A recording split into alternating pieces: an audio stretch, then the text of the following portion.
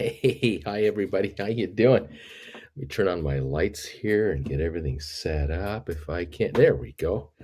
How you doing? It's your buddy Uncle Bruce here. Let me turn on my.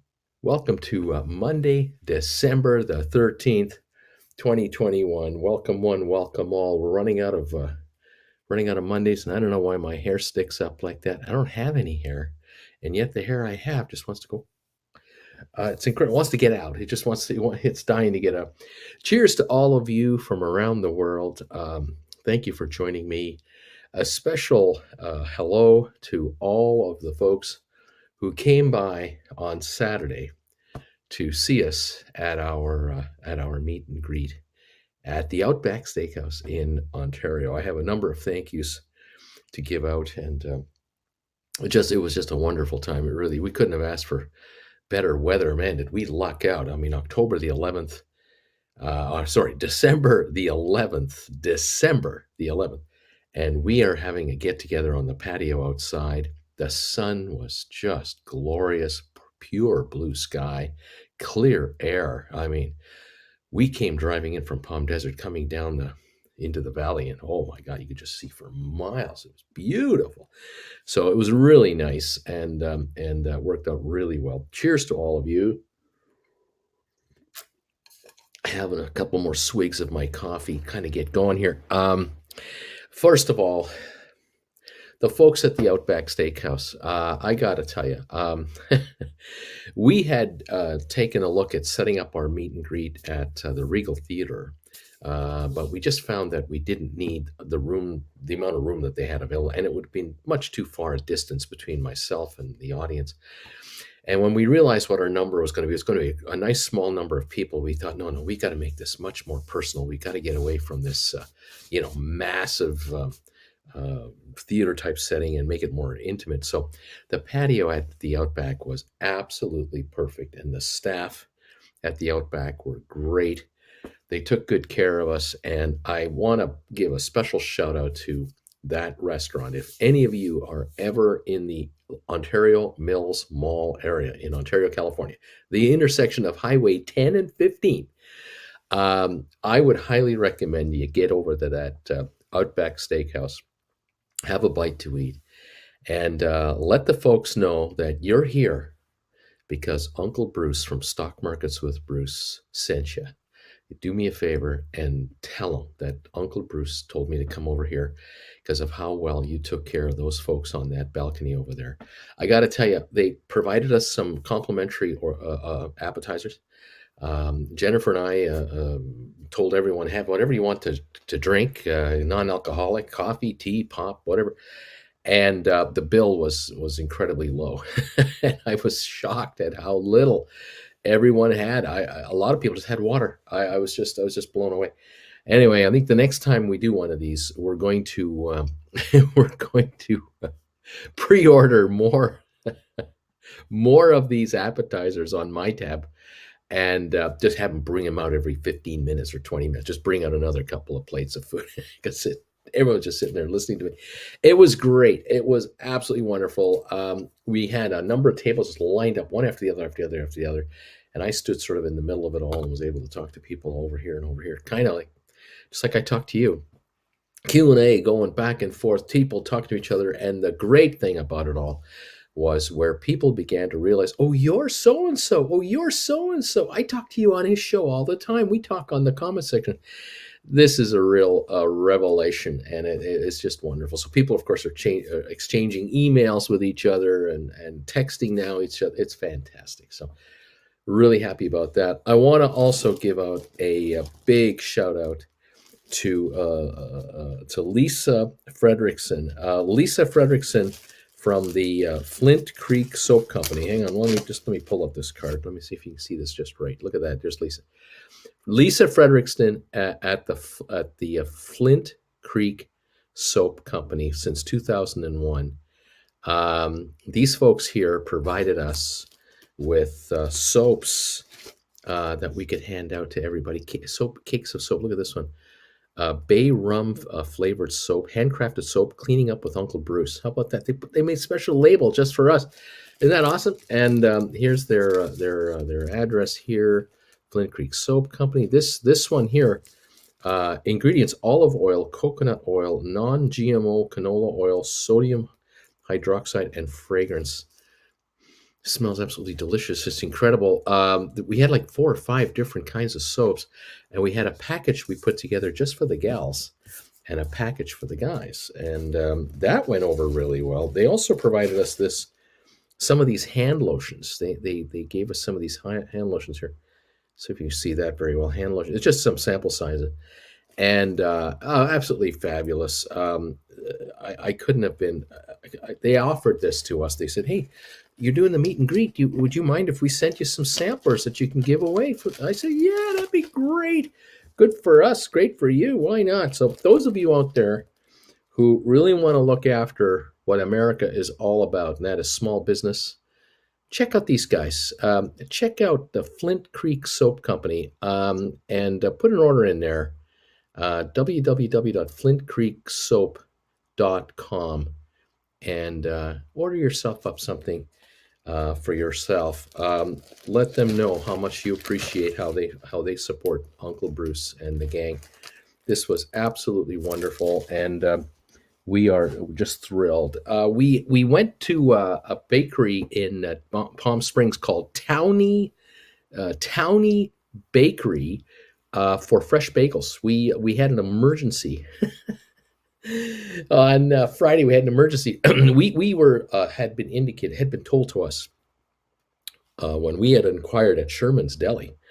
We had inquired at Sherman's, hey, we want to order a whole bunch of sesame seed bagels to give away for a meet and greet. And they said, oh, just call the day before. No big deal. Just call the day before and tell somebody you want. I said, well, we're talking like 60. Oh, yeah, that's only 5 dozen. It's no big deal. Yeah, no problem. Okay, great. So Jen had Jen make the phone call, and she called them on Friday morning for Saturday or Thursday morning for Friday. I can't remember. And they said, 60. Oh, gee, that'll take until next Tuesday. And we're going, what? You told us this the day before. Oh, no, they're trucked in. I said, trucked in? You said you bake them on the premises. Oh, no, not the bagels. We do all our cakes and stuff here, but not the bagels. Jeez. So we're high and dry without any bagels on Friday morning. And I phoned this bakery in Palm Springs and talked to them. I found them. They produce bagels on the side, and they bake them in their bakery. And they said, "Oh yeah, tomorrow morning we can have them ready for you. You can pick them up at 7 in the morning, Saturday morning, 7 o'clock." I thought that works because we have to leave the desert around 9:30, 10 o'clock to get to Ontario. And so, sure enough, we popped over there. I was there at 7:30, picked up the bagels, no problem, brought them home, and then we bagged them up. I think everybody who came out got. Was it 3 bagels or something like that? Anyway, everybody got some bagels and put them in individual baggies and sealed them up and handed them out. And we had some of my viewers at the meet and greet, literally about an hour or two into my spiel, eating the bagel, using the butter from Outback and the knives and forks, cutting open the bagel and putting butter and having a buttered sesame seed bagel right on the spot, enjoying it. That was a lot of fun. Anyway, it was a great time, and it went over really well. And again, thank you to everybody. Oh, by the way, we had put in an order with Sherman's just in case, they would show up. And sure enough, we got the call Saturday morning. Your bagels are here. And next thing you know, we now have 120 bagels instead of 60 bagels. I went up there. I bought them. I got them. I didn't stiff them. I took the bagels, and we have a fridge and a freezer right here full of bagels. So you won't be seeing me worrying about, oh gosh, we're running out. I won't be running out now. And the question I have now is, where the heck are we staying in January? Because we don't know yet where we're staying in January, because we have to figure out what fridge or freezer are these going to be in, because I don't want to leave them here. So I'll be eating bagels like crazy between now and the end of the month. But we're trying to still find a place to stay starting Jan 1. We still have no place to stay in this valley as far as a long-term condo rental. We just can't find one. There's none available. So we're looking at houses and condos, and we're thinking I'm thinking I might have to get a hotel room. I might have to get a hotel for a week. We might have to go up to Vegas for a week. We might have to go to Phoenix. Might have to go to who knows where. I mean, we go some million places around here, but we'd really prefer to stay here. Anyway, we'll see what happens. Um, Fun fact: Jennifer found a very nice home for rent. Really nice. It's $21,000 a month to rent this one house that she found. She said it's really nice. It's got a big pool and a jacuzzi, hot tub. It's got a tennis court. It's really nice. 4-car garage. Yeah.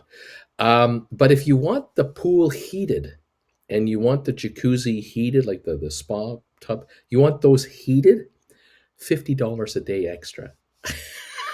1,500 a month extra for the pool and the hot tub to be heated on top of the $21,000 rent. They can't ask for 22,000 rent. Oh gosh, no, we can't ask for 22,500. We got to ask for 21,000 rent because that there's that line between 21 to 22.5 where a lot of people will just be turned off. I'm thinking, let me get this straight. I'm coming down to the valley here in Palm Desert, Palm Springs, Rancho Mirage, Indian Wells. I'm gonna hang out in this little neighborhood, this little bubble down here, and I'm gonna rent a house for $21,000. It's probably gonna be 6,000 square feet with 4-car garage, and wonderful furnishings, incredible views, security gates, and all that good stuff. And you want me to give you $50 a day more to keep the pool and jacuzzi heated? Because that's one of the basics of life down here. You have to have a pool. You have to have a hot tub. If you have any kind of a house worth $21,000 a month, you have to have it. That's like there's a fridge, a stove, a microwave, a pool, a jacuzzi, internet. I mean, there's basic. Oh no, you got to pay $50 a day. $50 a day more to heat those things. Oh my God. It's some of these listings are just wacko. I'm thinking good luck renting that place for whatever you're renting it for, because you're not going to get that kind of money. That's ridiculous. Crazy. What can I say? Welcome one and all. Good time on Saturday. We really enjoyed it. We went longer than we were supposed to. We were supposed to be done by 2. I think Jen and I said goodbye to the last of the gang at 3:30. Selfies and people coming up to me to talk to me one-on-one and stuff. It was wonderful. And we do want to do these again. We really do. We'd like to do meet and greets again in other areas of the country and in Europe. We really would like to see you in person. And so we'll see how that goes. I tell you, I just hung on barely. My titanium inserts, those titanium legs I have, like Forrest Gump, from Lieutenant Dan from Forrest Gump.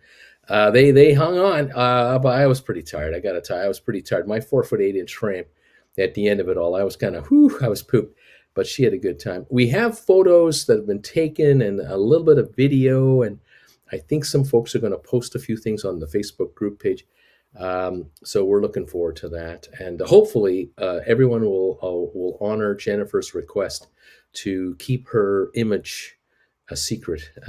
These folks got to meet Jennifer, but we're kind of hoping that she's not going to be shown off on the media, and that would be her request. But we'll see how it goes. Anyway, thank you everybody for coming out. We had a good time, and it was a wonderful event, and the folks at the Outback were spectacular, absolutely spectacular. We left a sizable tip to make up for the lack of the bill, because the bill just was so small. I could not believe it, and I gotta figure out a way to get you people to consume drinks. without making him alcoholic, because everyone's driving there. I don't want to get you guys looped and then you're behind the wheel of a car drunk. We want that. So anyway, I got to figure something out. I got to figure out some kind of a food regimen of some sort maybe, and feed you guys so that you get your money's worth when you come and see us. But we did also give away a gift basket, a nice big gift basket, on top of the soaps and the bagels and the drinks and stuff. Everyone had a good time. So thank you all for coming out. Welcome to the market today, the pre-market, I guess. Here we are looking at the Dow up 23 points. We've been just positive, slightly positive all morning. We're up 10 on the S&P and up 62 on NASDAQ. The NASDAQ is the winner this morning. It's up 0.39 of a percentage point. S&P is up 0.21 and the Dow is up 0.06 of 1%. So it's a nothing burger on the Dow. The oil down 39 cents a barrel, 71.28. The talk this morning dominated by Wednesday. This Wednesday, the Federal Reserve of the United States, the central bank of the USA, will release their interest rate decision. What are we going to do with interest rates? Now, 99.9% of all people who watch this stuff agree they're not raising interest rates this Wednesday. There will be no rate increase. It'll be kept exactly where it is. What they're looking for and wondering about is the exact kind of lingo they're going to use, the language they're going to use to talk about the possibility of the Federal Reserve beginning to not inject as much money into the system going forward. Right now, it's about, I think it's 120 billion a month that goes into the marketplace. So it's about 4 billion a day, I guess it is. 4 billion times 30. Yeah. So about $4 billion a day is going into the US economy from the Federal Reserve in where they are buying up bonds in the open market. They're buying back debt. They're buying up debt to lessen the amount of debt available to the street, which encourages banks to lend more money because there's a demand for more debt. And it's complicated, but the bottom line is that there's a whole bunch of money being thrown into the market. The talk now is that they're going to taper that. They're going to not put in as much every month. Now, will they start in sort of January, February, March of next year by cutting back maybe like every month they'll put 10 billion in less. So they'll go from 120 to 110 billion to 100 billion to, or is it 20 billion a month less, or is it 30 billion a month less every quarter, but in different increments? I don't know. Eventually, the taper routine, the end game is to stop putting money into the system at all, and then slowly start to get the bonds back out there, which it would be shrinking the money supply. Well, there is so much cash sloshing around right now, so many trillions of dollars sloshing around. This loose policy, this policy of flooding the economy with cash, has been going on for a long time. It's been going on for 20 years. In the last 5 years, it has been very aggressive, and through COVID, it has been very aggressive to keep cash coming. We do not want the economy to slow down or get weak in any way, shape, or form. Try in any way to encourage business to borrow with cheap rates. And I've been talking to you folks out here about the kind of rates that certain companies have been getting or been able to achieve when they borrow money. Even DraftKings, which was a SPAC a year and a half ago, that was a SPAC. They then became DraftKings. They borrowed, I think, 1.1 billion about 6 months ago. Zero interest, and they only offered stock at 50% higher than it was trading at. This is unbelievable. Ford Motor borrowed money at zero. I think they borrowed up to between 5 and 10 billion, if I recall, at virtually nothing. And of course, our favorite stock, one of our favorites, is SoFi. I'm getting backsplash from my coffee thing. I'm in such a hurry to drink a coffee, to not have you watch me drink a coffee, that I drink it and I pull down the cup and then it splashes, and now I have more of a problem than if I just taken my time drinking the coffee. What I do for you, it's unbelievable. What I go through.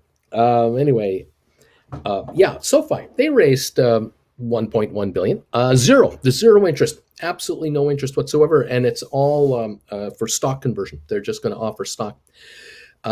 Most of corporate America, a whole bunch of it, is raising money at 0.5% to about 2% interest max. The only outfits that are paying more than that, not the only, but some of the major companies that are paying more than that would be the cruise lines, some of the hoteliers, airlines. They're paying 3, 4, 5%. I mean, because their business is way off. But even so, the junk bond market, like so-called, the place of last resort where you borrow money when no banker on Wall Street will talk to you. If Goldman Sachs won't talk to you, and look at that, I can't get rid of that. If J.P. Morgan won't talk to you, you have to go to the junk bond market. And at the junk bond market, in the old days, the interest rates would be like 4, 6%. You'd be paying 10, 12. Now the junk bond market is 4 to 7, 8%. It's way down here. In some cases, junk bonds are under 4%. It's unprecedented. We've never seen this before. Now, this is all happening. These low interest rates are still being offered and are being acquired during the time of so-called inflation of 6.8%. We're told that inflation is rising. We're all noticing price increases here and there, here and there. Yeah, we're noticing. And yet interest rates are still really, really low, sub inflation, obviously, and beyond. This is good to heat up an economy. This is a way to get an economy going. If only an economy was working normally. We don't have a normal working economy. I mentioned this a lot at the meet and greet, and I mentioned this to you before. We do not have a fully functioning normal economy going on. We have got supply chain issues that are affecting and screwing up all kinds of stuff. And it is a bloody mess out there. And it's not going away. This will not be we can fix that in 2 weeks. You can try to blame anyone you want to blame. You want to pin all of this on any one politician from any one party at any level of any administrative level, from the Congress to the White House to the Senate. You can forget about it. These folks have nothing to do with what's happening here in this economy. These folks they have nothing to do with supply chain issues. They're not responsible for goods not coming out of China on time. They're not responsible for the breakout of another variant in Africa or the huge problem in Europe right now with the latest variant becoming the dominant variant. No politician is responsible for this. This is the virus doing its thing. You can blame or try to blame anyone you want, if you can find someone, for what the virus is doing, how it's doing, why it's spreading, and all this stuff. All you want. But the reality is, when it comes to just analyzing the economy and then trying to figure out from the economy, analyzing it, what's going to happen to the stock market, all right? We're coming down to hard numbers. We're just coming down to facts.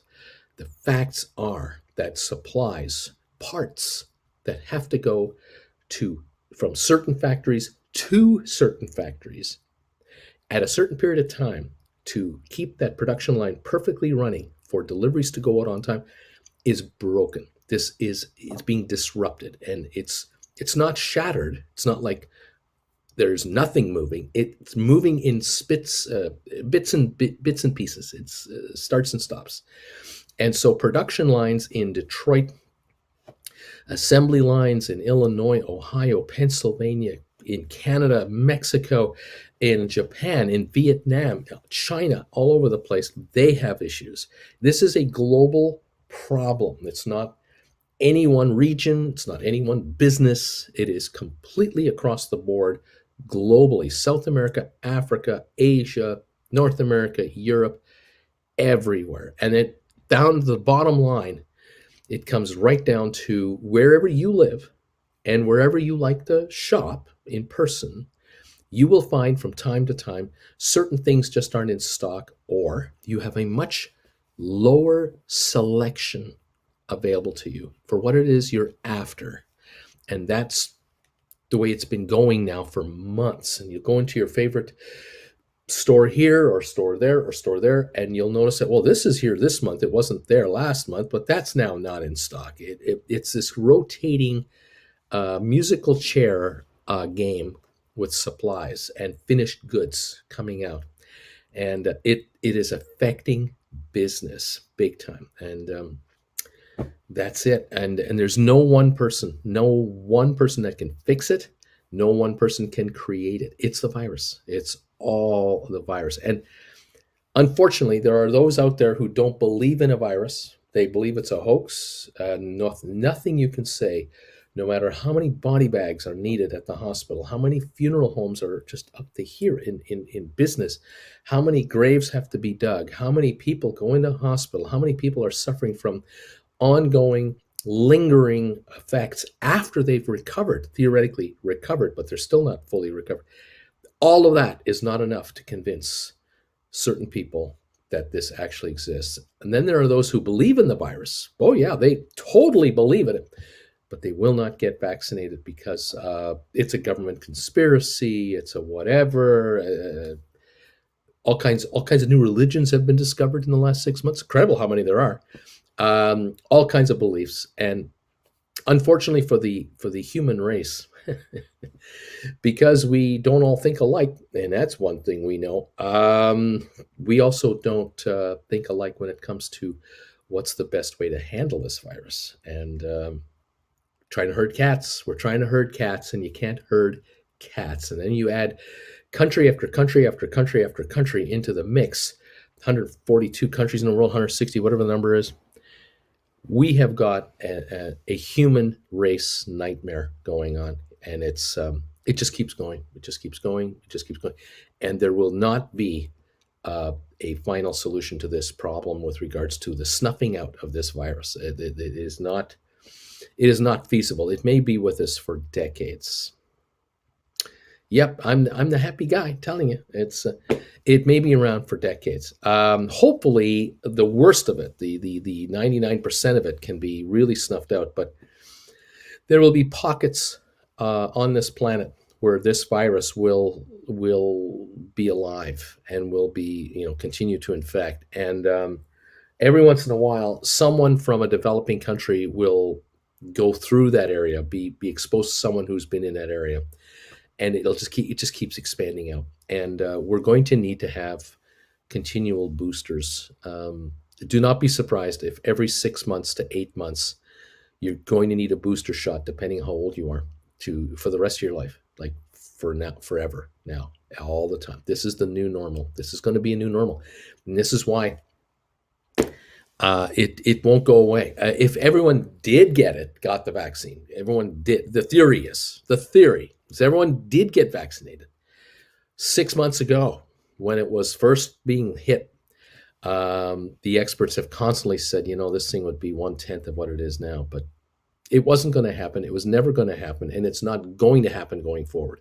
There are people going to hospitals now, going to drugstores today, who are getting vaccinated, who want to get vaccinated because they now believe it. They now understand that their family members that they have are dying or are really ill in the hospital. They now believe it. They see it in their own eyes. They don't need to hear someone on television or on the internet say it.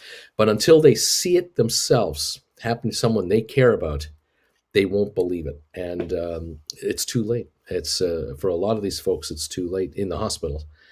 And the hope is that enough people will, continue to get these shots. But I just, I'm not sure. Anyway, want to move on. So the markets, we're up 6 on the Dow, we're up 8 on S&P, we're up 57 on NASDAQ. There's inflation talk, there's interest rate talk. As far as higher rates go, I would not be looking for any interest rate increases until next summer. And the first interest rate hike we're going to get will be 0.25%.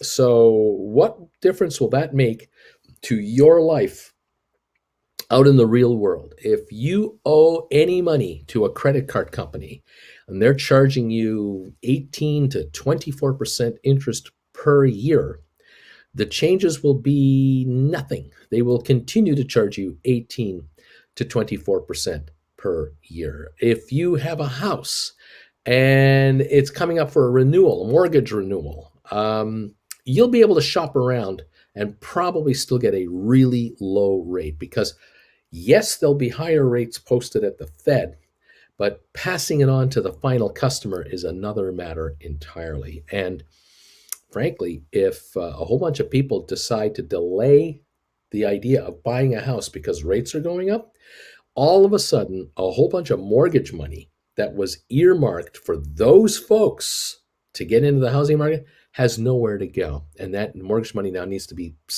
lent out to anyone who wants it, and you're coming in with a renewal, you're going to have five banks begging for your business, and they'll make you deals like you can't believe. So probably no change in your mortgage rate. You're looking for a car loan.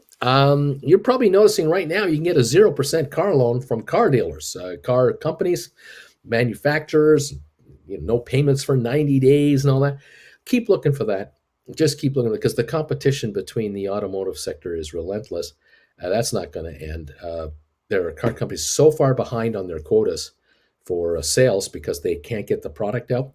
They want to get that when they get that unit finished and delivered out to the dealer. They want that unit sold immediately because they are behind. A year in sales. They're millions of units behind. And car companies are going to be very aggressive in offering much lower financing than you can get at your local bank if you had to get a bank loan. Secondary car loan areas, that might be a little tricky. If you've got so-so credit, you might be a bit vulnerable to some greedy secondary market people. But if you shop around a little bit, you might yet still be able to get really low rates. There's no way rates are going to go from like 4% to 12% or from 5 to 19%. Let's forget that. We're talking about a quarter rate, a half a point higher on a loan.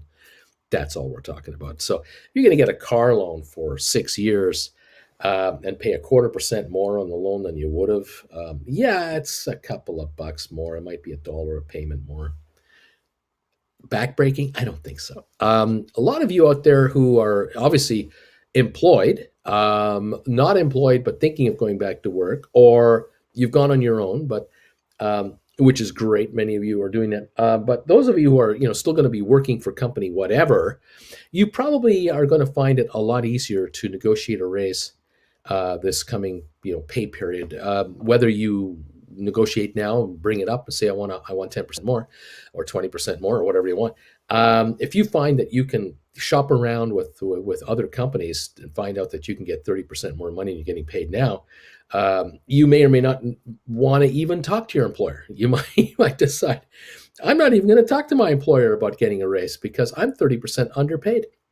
And this employer hasn't even come to me with any kind of, hey, listen, it's hard to find people like you. We really love what you're doing for us, and we don't want to lose you. We're going to give you a 15% raise, or we'll give you a bonus. So if they aren't even proactively coming to you to try to keep you around, shop around, start looking, and start talking, and just find out. You just have to know.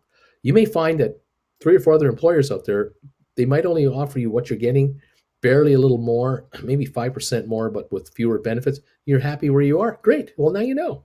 But some of you out there had no idea that if I was going to 3 or 4 other firms, that how much money I'm worth. I saw an ad online from company blah blah blah hiring, and I talked to them, or texted and emailed them and sent them my resume, told them what it is I do and who I work for now.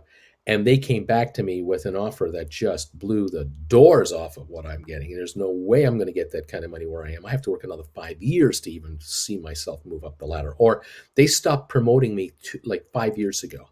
I had the first 5 years of promotions, and then they stopped promoting me, and I've been level whatever ever since. And people around me have been moved up. For whatever reason, you may find that, I've topped out at this place. I've topped out. Or the division you're in, the department that you're working in the company you're at, is not deemed as an essential key part of the business, and you're just viewed as an expense. You're not viewed as an income generator, and they look to your department to cut all the time, which includes no pay raises or barely, give them as little as possible to keep them around. That's the philosophy.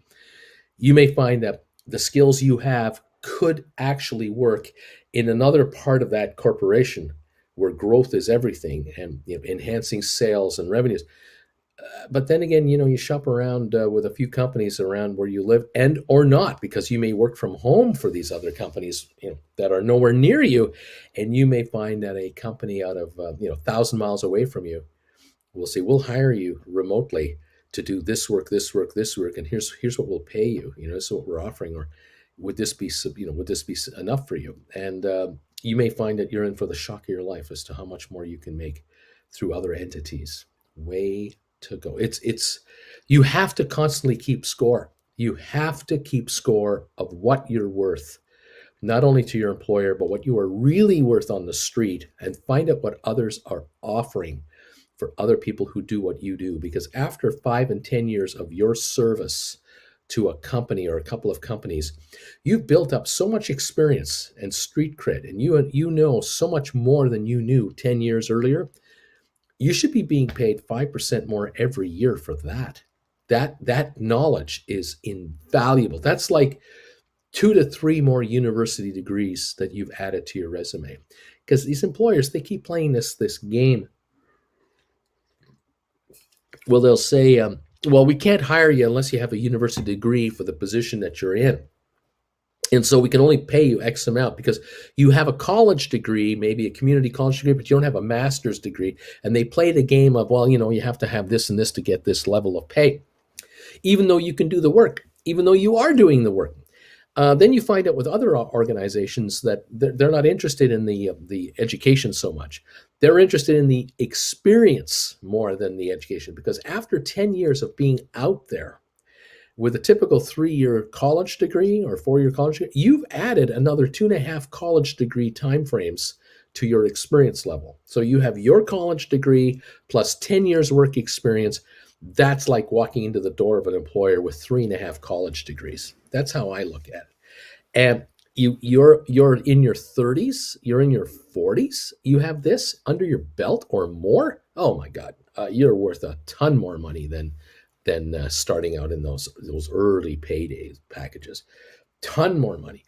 Companies survive and thrive with people with life experience, with really mature life experience, because corporations are more mature now.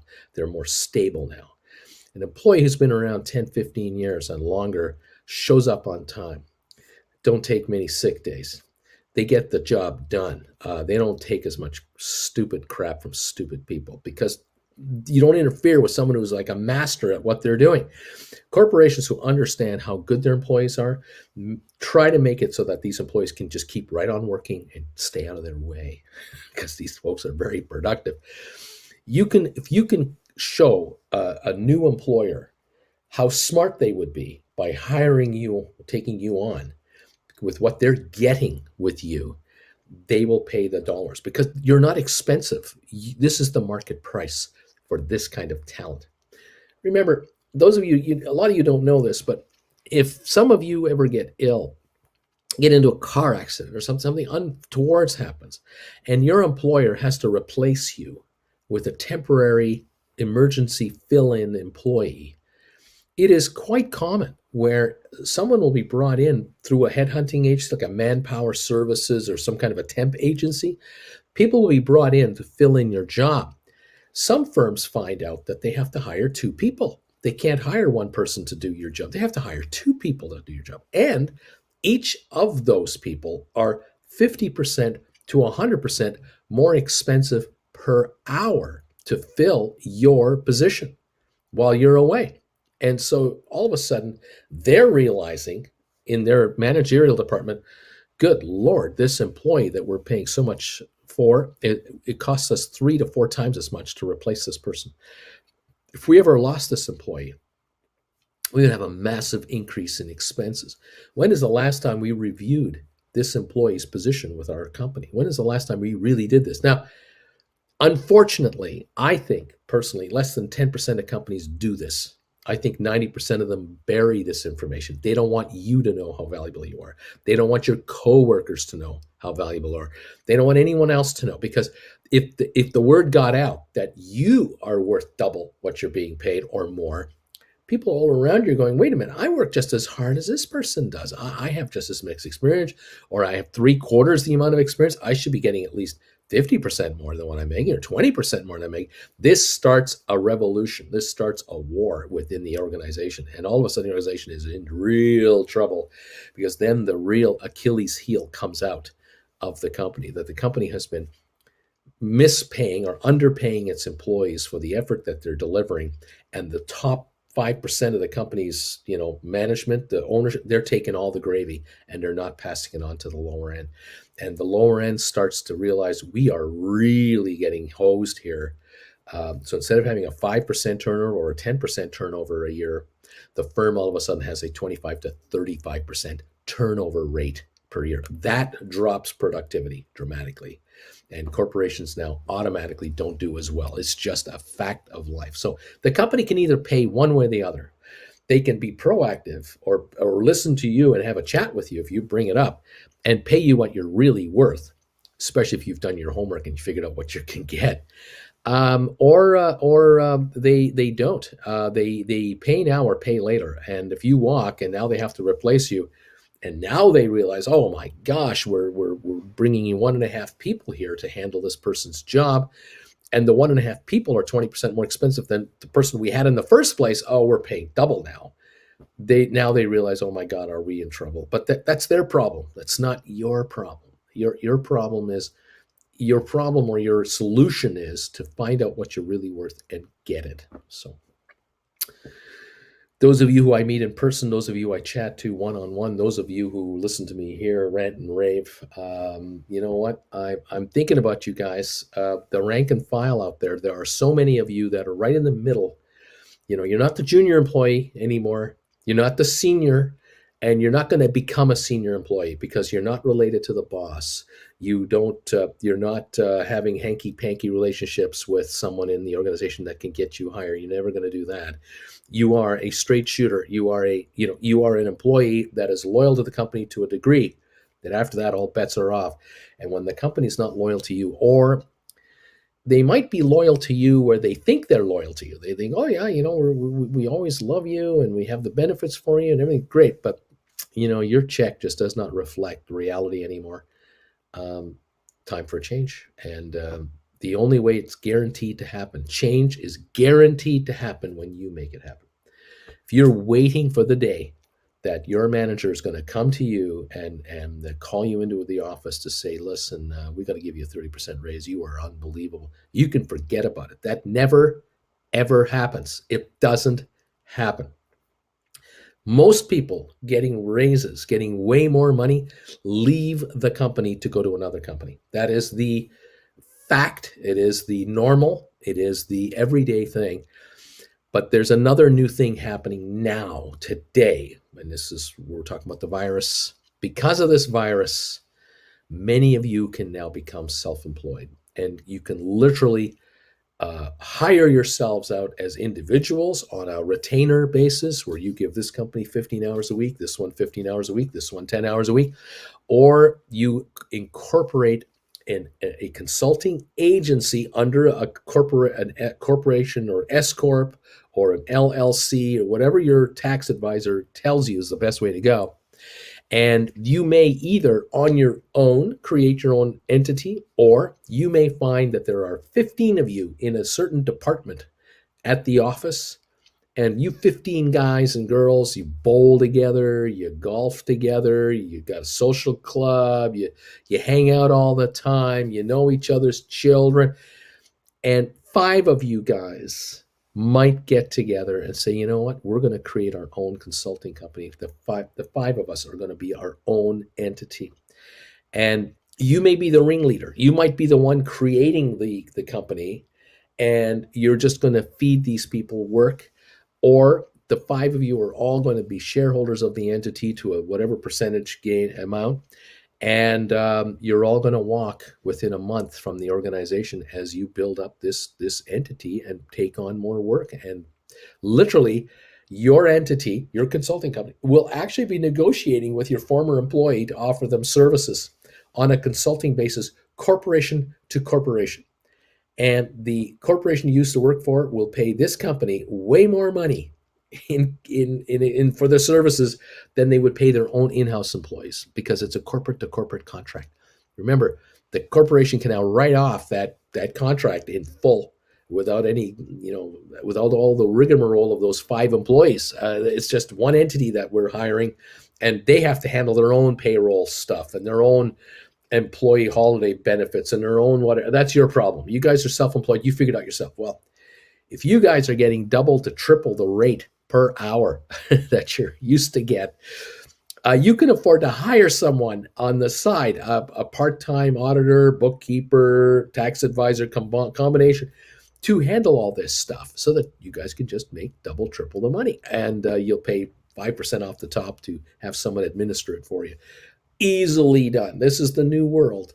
This is the new normal in business. And you guys will now spread your wings and go, yeah, we'll talk to our old company. But you know what? I want to talk to 5 other corporations that could use our services, and put the word out there and start making some cold calls, sending out some emails. Uh, and then there are those on the internet, there are those firms out there who specialize as consultants. They're consultants to consultants, and they find consultancy work for consultants and consulting agencies. So there's agency to agency connections. There's a lot to discover here. There's a lot to discover. Its question is, how bad do you want it? Are you quite happy just getting up in the morning and getting a shower and having your coffee and a little nibble, getting in the car, driving to the office, putting in your 8 hours or so, and then coming back home? Or at the moment, just working from home for the same schleppy company you've been working for the last 20 years, and you're just good with that. You're just good with it. You don't like change. This is all I want. You're the perfect person to work for a consultant who is a consultant, gets the work, and then gives you the work. You're that person now. On the other hand, you can stay right where you are and just keep doing what you're doing. But you may find that uncomfortably, it may become evident to you that you are being taken advantage of, but not by $100 a week, but by $1,000 a month or $2,000 a month. You're way underpaid, way underpaid, and the benefits you're giving are non-existent compared to what's out there in the street. Just want to give you the heads up. And what's wrong with looking? Nothing. There's nothing wrong with looking whatsoever. Looking is a smart thing to do. Knowledge is power. Get the power. Have the power, and know. When you talk to your boss about the fact that you deserve a raise of 15%, you have the goods in your hand. You already know you're worth 25% more elsewhere. You've got that in your hand. You dare this guy not to pay you more. She'll give you the excuse, oh, our budgets are tight, it's tough times. And that's okay. You think about it, but I got to think about it too. And now they realize, oh, geez, this is serious. We might lose this person. Now, it might be a perfect departure. The boss might go, thank God they're out of here. I've wanted them out of here for 2 years, but I wouldn't fire them because I didn't want to give them severance. They're going to walk when they walk. Oh, this is great. And that might be it. That might be the reality of it. And it's a shock to you that you may find out, I didn't know they wanted to get rid of me. I had no idea they actually wanted me out. That's why they weren't giving me raises. They were hoping I'd quit. Well, you know what? You quit when you find a better gig. And if you find a better gig where you're worth more money, hey, it's the perfect time to go. And it doesn't have to be with a company across the street. It doesn't have to be with a different business within your city or across town or even your state. You could work for a corporation 1,000 miles away from you, 2,000 miles away from you. Overseas, you now are wide open, and you can go to headhunting firms and see if they want to rep you to find you work on your behalf. You may not be the one that wants to go and find the work. You want someone to find it for you. You will go to a consultant who will consult and find contracts for you and say to you, look, I've got something here. It's a one-off contract. It's a 200-hour contract. It's 20 hours a week for 10 weeks, and it pays $75 an hour. Would you be interested in this deal? Think about that. How much are you making an hour now? $20 an hour? 30? All of a sudden you're working 20 hours a week for just as much money? Hey, find me a second one of these on top of the first one. I'd be really happy, but I'll take this first one. I'm out of there. I'm out of that first place. I got 10 weeks of guaranteed pay at the same rate that I'm getting now to start with. And you have a consultant here, maybe a second one, a third one, who are now finding you work. You may find that the first one that you're working for 20 hours a week, they're going, we'd like to hire you for 30 hours a week. And you can negotiate a rate for that. Exciting stuff. Thank you all for being here this morning, hanging out with Uncle Bruce. Appreciate it. Trying to motivate some of you to change your lives. I hope it's working. Those of you who are writing options, way to go, man. I am so proud of so many of you. I had the pleasure of meeting option writers. at my meet and greet this past Saturday in Ontario at the Outback. Oh, it was great. We handed out, those of you just joining us, we handed out samples from the Flint Creek Soap Company. The folks sent me all kinds of samples of bars of soap here and lotions, and we put these bags together, gave everybody a sample of this. We gave out some bagels. We had a gift basket for everybody. We had beverages available at the Outback. It was a pretty good time. And there are option writers among you that watch me, many of you. And many of you are quiet about it. You're not all that, you don't brag about it. And I respect it all. Whether you are cheering the way forward, I'm doing it, man, I'm doing it. And whether you don't tell anyone, I'm really proud of you. Those of you who are now writing options, you've entered a new world that you never knew, you may never have known existed. I know a lot of you out there who are writing options now had only been buying and selling call options. You'd only been just trying to buy calls and try to catch a market that's going up. And many of you have told me that once in a while you have a winner, you make money. But many a time you've been into a deal, you bought options, and the stock went up, but you didn't know when to sell, and the options went to a certain level, and then the stock leveled off a little bit, began to dip, and then the contract quickly started dropping in value, and you got out, but you didn't get out at the top, and you didn't max out the money you thought you'd be maxing out, and you ended up with maybe a 5% profit on a trade or a 20% profit where you could have had 200% had you just sold when you had the first run.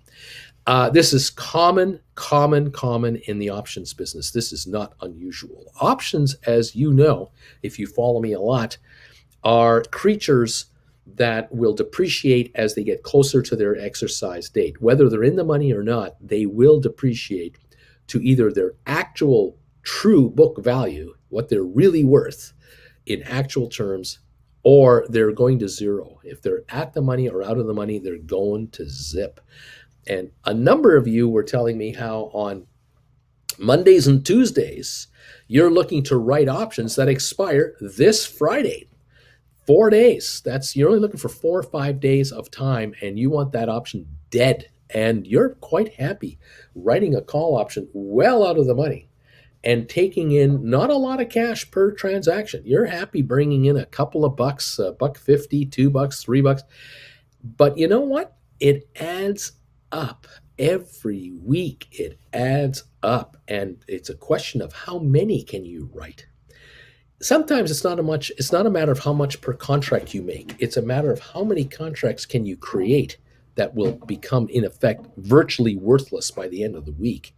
If you can make $1 a contract net profit, that's $100 a contract.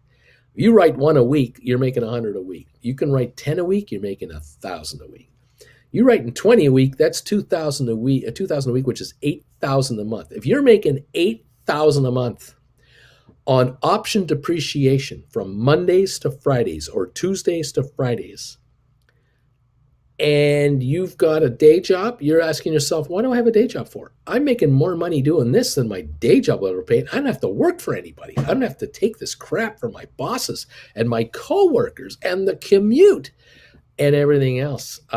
It gets quickly to the point, very quickly to the point where you realize I could quit this. I can just do option writing, and I'm not even gambling on this. First of all, being an option writer, you're being very conservative in the first place. But writing an out of the money option with 3 or 4 days to go, that is extremely conservative, and you can make that the kind of money that will replace your salary and more, just being that conservative. Anyway. Fantastic. Good morning, Uncle Bruce from Alexander. Good morning, Alexander. Could you talk quickly about how to write both calls and maybe puts on companies that are boring and don't move much at all? Yes. This is one of the things about option writing. The clock, the time passage is your weapon of choice. That is your weapon to give you the return on your money. And writing call options, say, that have a month to go, you might write a call option that has a month to go and buy it back with a week to go. And in that 3-week time frame, it's lost 3/4 of its value. And the contract you wrote on a not fast moving stock might be 10% out of the money. So let's say a stock trades at $100 a share. You write a 110 against this stock, a $110 call option, good for a month. Your objective is to score 50 to 75% return on that sell. Now, if you bring in $2 for that contract, you want to buy it back for between 50 cents and a dollar. That's your plan. That's your whole plan. You're asking me what's the whole plan? That's the whole plan. And you write 10 of these contracts and score $1 a contract. That's $1,000 in 2 weeks. If you score $1.50, it's $1,500 in 2 weeks. How to do it? This is the trick. Can you buy the stock? Can you buy the underlying securities to write those many contracts, or would you buy in the money contracts, deep in the money contracts first, go long for those that are expiring, say, into the new year, February, March, April, and now write short-term contracts against those contracts?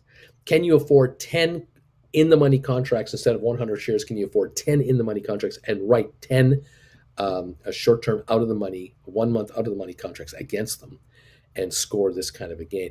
There are a zillion ways to do this. And as I've said I've said here a zillion times, and I will always repeat it, you have to have the knowledge on how to do this, and you need to educate yourself on how this works. You have to understand the subtleties of how contracts trade and depreciate or appreciate. The key here is take my lessons on my website, stockmarketswithbruce.ca. Head over there. You'll find the lessons up there. I think you'll find the link. There's a tab that shows the 10 lessons I've put together so far. More are coming, by the way. Start watching those classes. Each one is about 2 hours long, give or take. They are $100 a piece. You can buy one at a time. You don't have to get all 10. And you don't have to watch them in order if you don't want to. Find the title that appeals to you. Watch that one first. But eventually, you might be well advised. Watch all 10 classes, because we talk about the stocks that we talk about here all the time. And you might be a writer of IBM calls. That's a stock that doesn't move as much every day. You might be a writer of Goldman Sachs calls. You might be a writer of GameStop. You might be a writer of Matterport. You might be a writer of calls on Microsoft. There's so many ways. There's all options. All contract or stocks that have stock options, you can write against them. It's just a matter of what your comfort level is. In the case of Alexander, he's asking about a boring stock, a stock that won't go up and down 20% in one day, something much more steady. So that might be a Cisco. You might want to write call options on Cisco where you buy in the money contracts. Maybe you buy $45 or $50 call options, or $45 or $40 call options in the money call options on Cisco, and then write options against them. And for the amount of money to buy 100 shares, which is $4,000, you might be able to buy 2 or 3 or 4 contracts on that. That's much higher leverage. And all of a sudden, you can bring in some serious dough here. It adds up. Again, one option that makes you 50 cents profit is $50. 100 will make you 500. Or 10 will make you 500. Sorry, 100 will make you 5,000. So it's all leverage. The option market is massive. If you think that you writing 150 contracts will overwhelm the market, don't worry about it. You won't. The option market can handle all your volume. Excuse me, I got to strip naked. I just can't be clothed anymore. I'm just so excited about what's happening. I can't sit here with clothes on anymore. I've just got. Oh, wait a minute! I have a T-shirt on. Sorry, I have a T-shirt on underneath. Anyway. Welcome all to the show, and thank you for being here. Thank you for these donations that you guys make and everything. You guys are unbelievable. Thank you so much. All right, what is happening? We're getting ready to open in about 30 minutes. Is that right? I think so. Let's see what's going on here. It's getting closer and closer and closer. The excitement level is building. What's going to happen with our stocks today? I'm so jacked. Let's hope for something big and juicy and big time markets and lots of profits for you guys. We'll see what's going on. Thank you for being subscribers to this channel. Thank you for those of you who are members of this channel. Thank you for those of you who are just hanging around, lurking in the wings. I know you're there. You tell me you're there. It's cool. Glad you're here. I hope you're finding this information useful and informative. There's ways make this work. Are we open, or am I dreaming in Technicolor? I'm tell you, I'm so jacked about being here that I'm not really getting my act together here. We are actually open. Welcome to the market. Yay. Looking at the half hour and going, well, no, we open in the half hour. Do we close in the half hour? No, we open in the half hour. We're up and running. Did I miss Larry? There he is. I'm not even paying attention. Larry is there to back me up. He's the man giving me the bells, telling me, Bruce, we're open when the bells go. I do the bells. When I do the bells, you're open. Okay. Okay, we're open. And it's been a couple of minutes. Well, let's take a look and see how the market is doing. First of all, let me quickly make a quick adjustment. Make the chat for members only during market hours, which is what we like to do here. Thank you for those of you who are just been hanging out here with us. So you may not be a member at this moment, but perhaps you'll become one. We'd love to have you consider that. There we go. The chat is member only going forward. Thank you, everybody, for that. And welcome to the show. The show. Well, hopefully you guys are going to make some dough now that we're running the show. Oh, yes. Let's see here. There we go. And there we are. We're up and running. I'm just double checking everything is working properly. We have 253 thumbs ups. Thank you for those. Fabulous, guys. Appreciate the thumbs up support. If you're able to throw a thumbs up on this show, despite my little jumping around this morning, I appreciate it. Spire, I'm showing down, what is it, 6 cents. That's going the wrong direction, but we'll see if it'll turn around here after a few minutes once we get through the opening of the market. There we go. Let's get things started here with some of our favorite stocks. Taking a look at Rocket Lab right now, we're trading at down 8 cents to 12.68. Volume so far 134,000. Very quiet start. We have SoFi at 15.01, more or less unchanged. 14.88 to 15.12 this morning. So far, 1.4 million traded, so we're kind of flat there. GameStop, 156.50. We were up at like 160.61 all morning. All morning we were 160.61. But right now down $1.35 to 157.66. Matterport up 26 cents to 23.75. We've been at 23.30 to 23.90 so far today. Pardon me here, I adjust my pillow. Right now 23.84, up 35 cents on 289,000. Over on ME, we're at 7.90, down a dime on 105,000. At Spire, 4.17, down 11 cents. And ATIP 353 down 9 cents. That looks like 9 cents.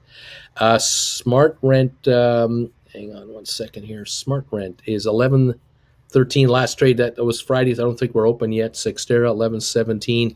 We're up 39 cents on Cyxtera right now. The all-time high in Cyxtera, 11.20. This is the high of all time for Cyxtera. Right now, this is the high trade of all time for Cyxtera. It's never been this high before. And that's something. I mean, 11.20. I mean, jeez, it hasn't done anything, has it? It came out at $10. We're at the all-time record high for the stock. It's traded 42,000 shares today. It just amazes me how a stock can hit an all-time high with such light volume. But that is the Cyxtera way. That's the way it is. I think there's a deal brewing. I think there's something going on. Why would the stock be at its all-time high if they're not doing something important? I mean, there's got to be something going on. Somebody wants in. They want in now without the company telling us what's really happening. I haven't seen any news for quite a while. Interesting how this is reacting. 11.20 for the high, trading at 11.19 right now, up 41 cents. All-time high trade area for Cyxtera. Smart Rent, all-time high for that company, 15.14, and it's at 11.27. It's been moving up the last couple of weeks. We just need this infection of movement, upper movement, to hit our two stocks that are off on here, ATIP and Spire. These two guys need a buy wave to come in, and the bargain hunters have been piling in here bit by bit by bit, and they keep buying it. And I say keep on picking it up, because sooner or later these will go. But what's second? I don't know. Cyxtera just puzzles me to no end, but I'm happy that it's at its all-time high.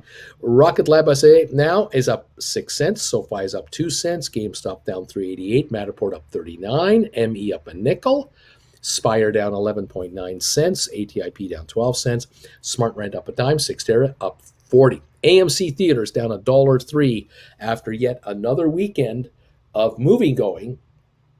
And we're not getting these Monday bounces that we used to get on AMC shares. These Monday, Tuesday days were good for AMC shares because we're open and we're selling popcorn and we're selling drinks and we're showing movies and we got people going through. It's not happening now. And there's more and more wonder about what is the future of the president of the company, because he's been selling stock and he's been arranging his retirement situation, financial planning, selling stock and stuff. And is he going to leave? Are his days numbered? Because he's going to retire. He's 67 or something like that.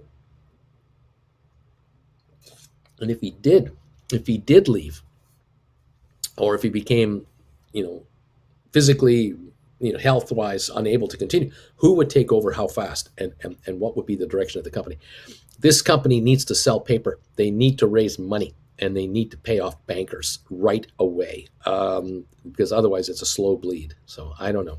Robinhood, $20.05, holding on barely to the $20 level, down 8 cents. Vanek Vectors up 93 cents to 308. Home Depot down $1.90 to 413. IBM down $1.17 to 122.92. The Dow down 110. S&P down 9. Nasdaq down 17 to start this week's trading. We've got Microsoft down $1.29 at 340. We have Apple. Excuse me. We have Apple up 78 cents to 180.23.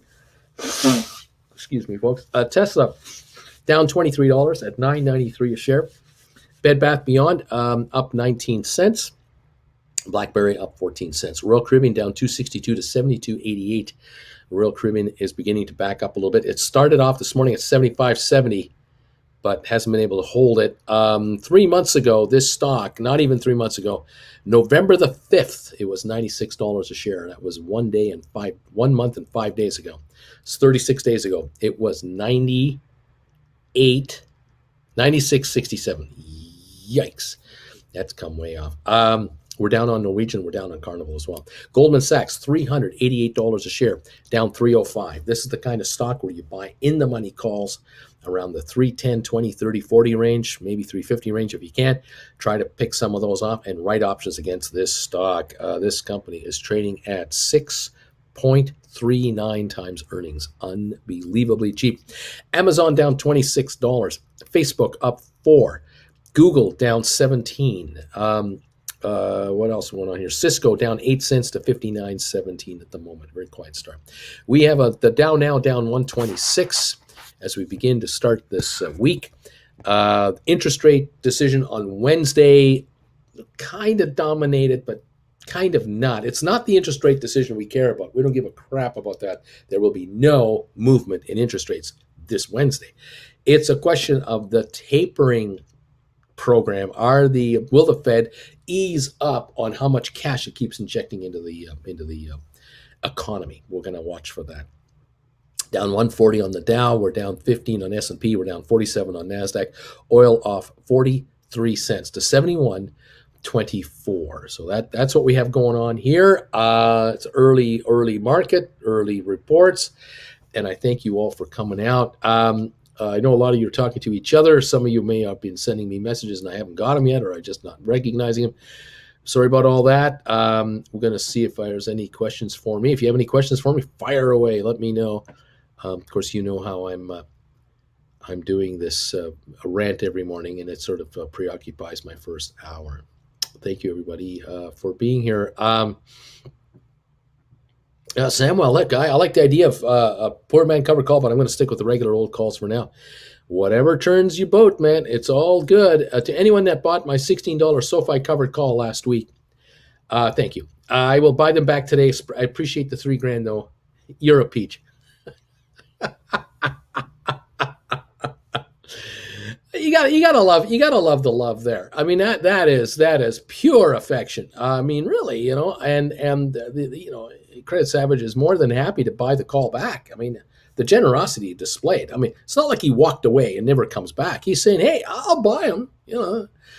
Just not going to pay you what I sold him for, but I'll buy him back." Absolutely. There you go. Nice, nice, nice. Very good, very good. Let's see. Yeah, thinking of those poor souls that bought Robinhood near the all-time high. GW says, "Yeah, well, I am amazed at how there's no call for a congressional investigation into Robinhood. Went public, went up to 80 something bucks a share. Now it's trading at 20. I don't hear Congress calling a special session to investigate why people are off 75% of their money buying this stuff at 80 bucks a share. Not a peep. Apparently, as far as the SEC is concerned, they haven't got a problem with it. Everything's fine. There's nothing to see here. This is good old-fashioned SEC normal business.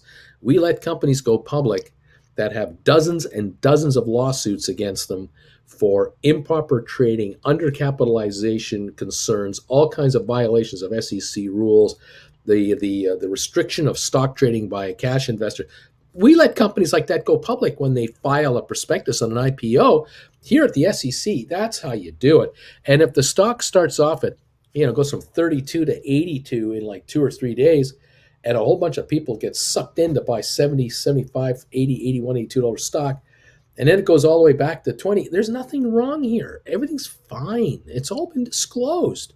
We've disclosed that they have a whole bunch of lawsuits against them. We haven't ruled on the lawsuits. We haven't ruled on any of the infractions that have been done. No, we'll get to that later. But right now, it's okay to do the IPO. Oh, yeah, let these guys raise however many billions of dollars they're going to raise and turn the insiders of the company into multi-billionaires. It's okay to do that. There's nothing to see here. I don't know what you folks are worried about. Now, you people trying to buy and sell GameStop, you better watch yourself, because if you get the sneaky idea that you think you can buy the stock at 155 and sell it 175 on a quick flip, you got another thing coming, because here at the SEC, we're here to monitor that kind of activity. We don't look the other way when small investors try to make a quick buck. We don't mind if small investors buy at 82 and it goes to 20. That's okay. That's regular trading. There's nothing wrong with that. That's only a $60 loss. What are you complaining about? 60 bucks. I mean, come on. Anyone can do that. Thank you, SEC, for being there for us. I really appreciate it. Unbelievable. Pickcomb. Matterport making its typical call first thing in the morning. It is up 71 cents at 24.20. ME is up 30 to 8.30 right now. Spire is coming back on. It's only down 3 cents. ATIP is still down 11. Smart Rent up 6. And look at Sextera, 11.29. Sextera now just hit 11.39 a few minutes ago. Another new all-time high for Sextera on 69,000 shares. That's all. Unbelievable. I don't know how many of my shareholders hold any of this stuff, because it's been a boring stock. I mean, it just is not a heavy trader. It's not a big money mover. We don't get, massive volumes every day. But this is one of the 8 that I've picked out that I liked, and here it is. It's just climbing. 11.29 up 51 cents. Smart Rent 11.22, definitely improving lately. ATIP still down 11. Spire down 3. ME up 32. Matterport at 24.13 up 64. GameStop down 3.68. SoFi up 16 cents to 15.17, and Rocket Lab up 13 cents to 12.89. The Dow at the moment down 172. We've got S&P down 11.9. We have the Nasdaq only down 9.3 points. So the Nasdaq is coming on right now. It's going to go positive at this rate.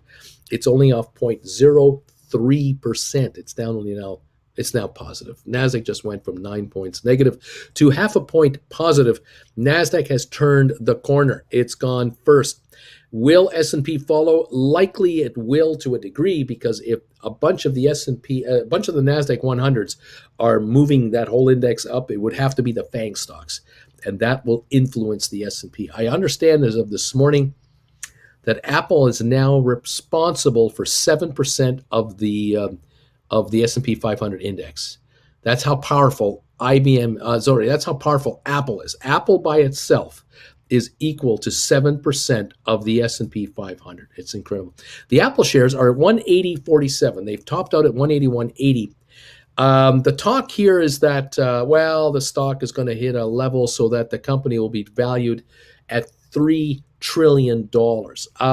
Great. I don't think that's going to last long. I think that's a sell on the news kind of news.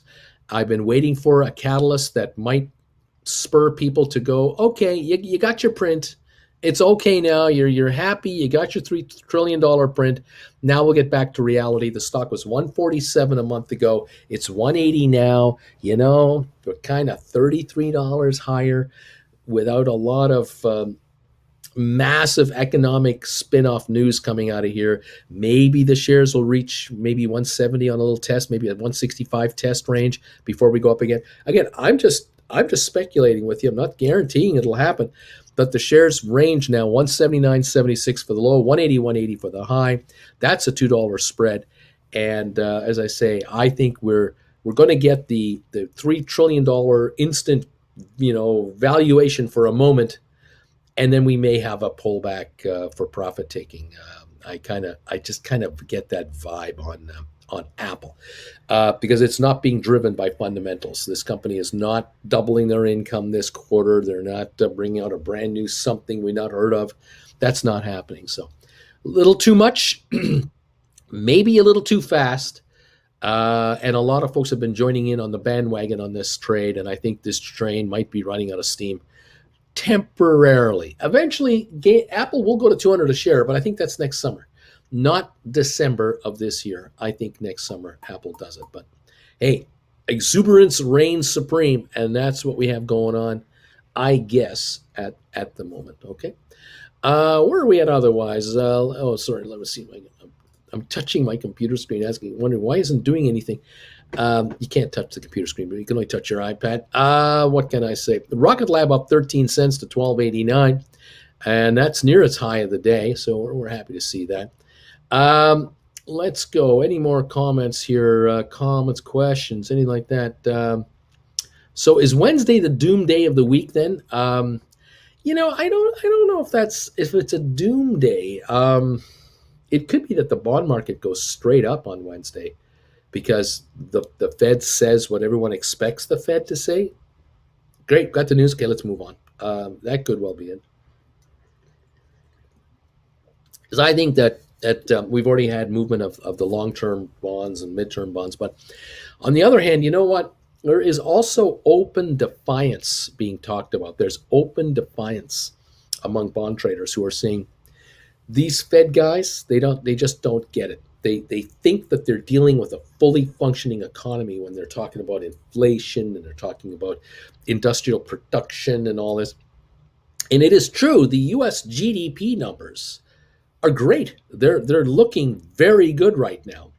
But we're ignoring, or maybe possibly ignoring, the fact that from last year, January, through the summer, we dropped 10% on the GDP. It plummeted because everything shut down. This is just a recovery, and it's not even the full recovery from the full drop-off on the GDP numbers. And so they're reading into maybe tea leaves, looking at the cup now, but forgetting that the cup over here from last year was really bad. And this one is better, but not as good enough to clear this up. And that might be the issue with the bond market and the Fed. We'll find out. The Dow now down 230. The S&P down 20. The NASDAQ went positive and now has gone negative again. It's down 34. So there was a brief move up, but then more sentiment selling coming in on the Dow. Now we're down 217 on the Dow. We'll just keep following. We'll just keep going, see what's going to happen. All right, let's go. Here we are. When you said SoFi is going to 13, did you mean at least 15, 13 in past, or no? No, SoFi is at 1506 right now. 1506. Rocket Lab is at 1294. It looks like it's going to 13. It looks like Rocket Lab is going to break $13. Not SoFi. SoFi is at 1507. Has broken 15. This morning, SoFi was as low as 1488. It's now 1507 and up on the day, 4.5 million. And SoFi, in my opinion, that should be trading at $30 right now. that right now it should be at 30. But you know what? Maybe the world is waiting for the official announcement of the bank charter or some other whatever. But the SoFi shares are a bargain for sure. Absolute steal right now. All right. Let's see. Let's go. Let's go. Oh, here we go. Suxel, Uncle Bruce, good morning. Congrats on the meet and greet. Are we ready to start writing Matterport calls when this baby hits 25 miles an hour? 24.17 on the Matterport shares right now. I don't know, how much more we're going to get here. And I know how Matterport has moved between $2 and $5 in a day. I get the impression that we're going to calm down a little bit, that we're going to kind of come into the $1, $2 moves per day as kind of things mature out and settle in. When Matterport stock took its first run 2.5, 3 weeks ago, all the way up to $37 a share in like 10 trading days, that meant for a moment in time between 31 and all the way up to 37, that last move, every single person in Matterport that was long Matterport was up money. Every single person. Now that we've backed off to 24.17, not every single person is up money on Matterport. Now we have winners and losers. We have both going. And this is typical of every stock on the stock exchange. Matterport is just like everybody else again. But for a brief moment in time, Matterport shareholders, every one of them was winning. Like right now, Sextera at 1126, hitting 1139 for the high today. Every single Sextera shareholder that owns the stock is up on that stock. That lasts a while when stocks hit new record highs. But in the Matterport case, we went too far too fast. Had the stock topped out around 30, I'd have been much happier with that than going to 37. I was delighted, though. Delighted with a capital D that so many of you were really scoring on Matterport, and you were selling your call options that you bought way back when and cashing in big time. Then you started writing $35 and $40 calls and $30 calls. I'm delighted with it all. Right now, we're up 56 cents at 24.05. So the realistic price to write options at right now is 25 to 30. That's kind of the neighborhood. Now, unfortunately, Matterport options didn't give us a lot of ability to write at dollar increments. And I'm showing right now contracts that die this Friday, December the 17th. They're still in the from 15 to 17.50. The next contract is a 20. The next one's a 22.50. Then we have a 25. The 25s are 90 cents to $1 from what I can tell you on my computer, although my computer probably is my iPad is probably 15 minutes late. So I'm not sure how accurate this is. The 30s are showing 25 to 30 cents. The 35s a nickel to a dime. So you could write $30 contracts and try to bring in a quarter, and you'll likely get to keep the entire quarter if you don't do anything until Friday. That's $25 a contract. On the 25s, you can write right now, attempt to write them in that $90, $10, $20 neighborhood, depending on how the stock fluctuates. And maybe you'll keep all that money if the stock stays under 25 for the balance of the week, or it has a slump back to 21 and you get to keep it all. You could theoretically write 22.50s, which are in the money $1.30. You'll get between $2 to $2.50 a contract on those, keeping in mind that right now they are in the money $1.30. The rest is premium. But if you want the $10, $20 premium, you might as well write 30s because they're going to get you about that, depending on what their quote of the options are at this second, which I don't have. That's one option. The other choice you have that you can follow is you can now look at writing January contracts. And if you want to write January 25s, you're looking at about $3 to $3.30 in premium, which for a $1 out of the money contract, that's a good bunch of cash. 30s, $1.80 to $1.90. You can write January expiring 21st for $1.80, $1.90 on 30s. Comfortable place to write contracts on Matterport. You don't want to be exercised. You're probably not going to be exercised unless the shares have a serious run. Is there a serious run coming during Christmas time between now? I don't know. The odds are against it, but you know what? This stock has shocked and amazed us all. So shock and awe. What can I tell you? Love the idea of writing $25 calls on Matterport because of the fat premiums. Even if the shares trade between 24 and 26 bucks a share and they stop at 26 in January, the contracts are still only worth $1 at the end of it all. And if you bring in 3 and clear 2, nice return on a $24 stock to make $2 a share net profit. That's pretty good stuff. Something to keep in mind about these contracts, when I talk about a $3 premium or a 190 premium, doesn't sound sexy enough maybe compared to a Matterport where you're getting $6, $10, $12, $14. Keep this in mind. GameStop is trading at 150 bucks a share. Matterport's trading at about 25. Multiply Matterport times 6. The $25 times 6, you get $150 value. All right. So if you're going to write a Matterport call for $25 for like a $3 premium for January the 21st, multiply that by 6. That's like taking GameStop at 150 and bringing in $18 for an out of the money contract. Now, this contract, the 24.30 price on Matterport right now, we're about 70 cents out of the money, $25. 70 cents times 6 is 420. So that's like GameStop being 420 out of the money and getting an $18 premium. Very high premium. So this is an excellent premium. If you can get like 325, I'd be offering them if the quote on the Matterport 25s is truly 295 to 330, and I don't know if it is, I'd be offering them at 325.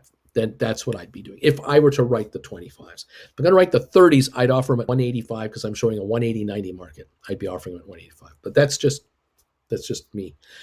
Stink offers for the best price. If you feel that these are too low, and you can feel that, that's all right.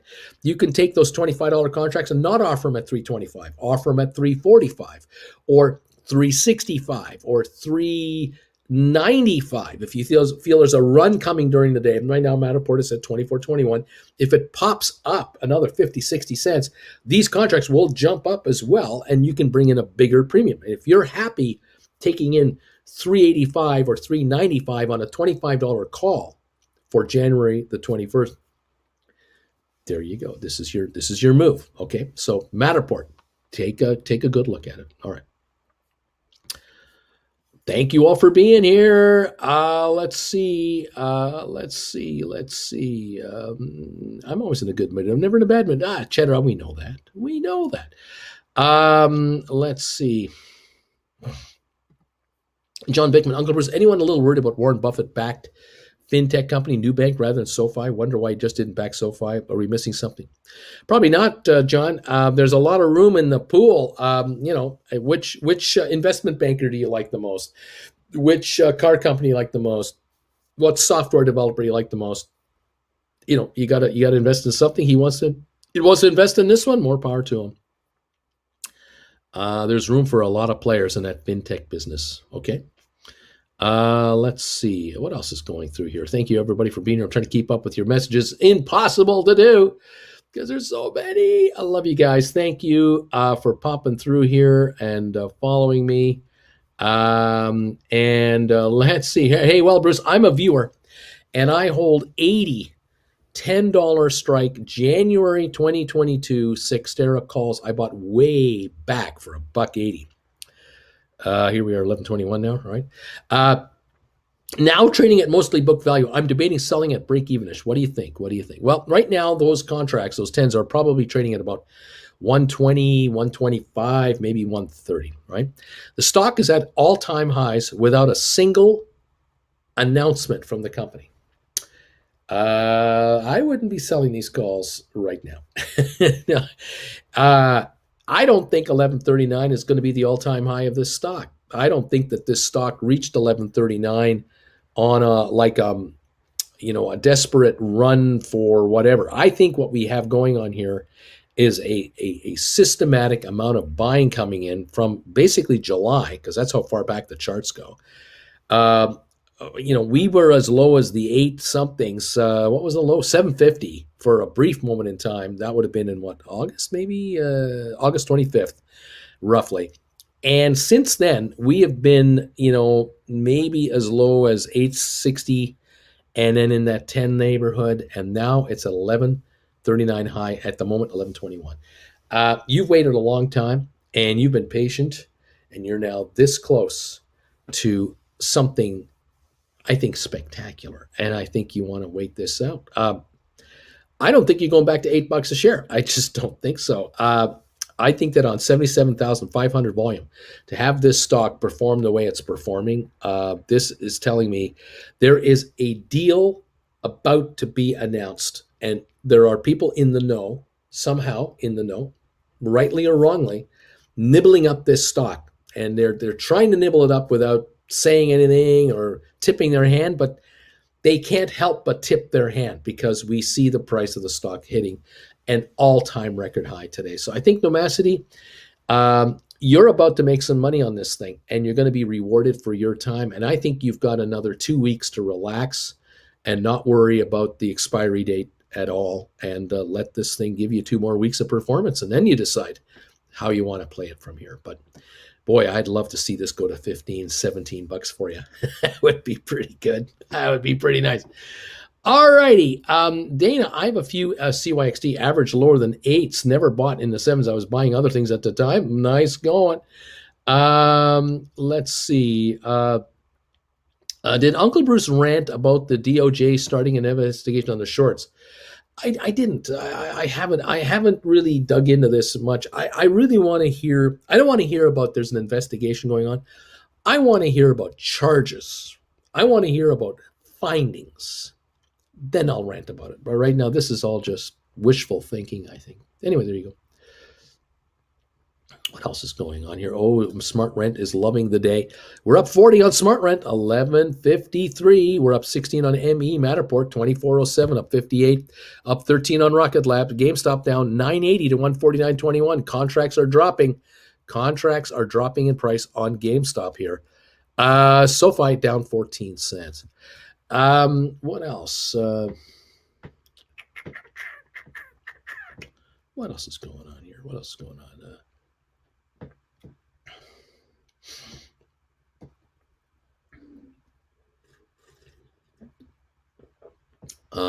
DM is saying, "Hey Bill, did you see the Sugar Daddy commercial? 1969. Collect all the baby animal trading cards.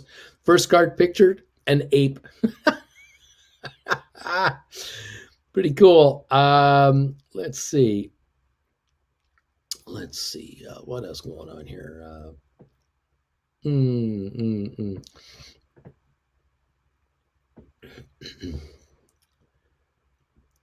Flint Creek Soap Company, we are seeing orders coming in. Wow, Uncle Bruce. Folks from this channel are contacting the Flint Creek Soap Company and placing orders for some of their products. And I can't thank Flint Creek enough. I'm gonna plug them again because they sent us a package. Here's the Flint Creek Soap Company. Check these guys out. Help them out. They're a viewer of ours. They sent me samples. FlintCreekSoap.com. Right there, they sent us soap, samples of soap, different fragrances. I wish this was smell vision. I wish you could smell this. This is so nice. This is called Baby Rum, handcrafted soap, cleaning up with Uncle Bruce. How about that? I don't know if they'll sell you something with this label on it. I don't know if they will. They might. You could ask.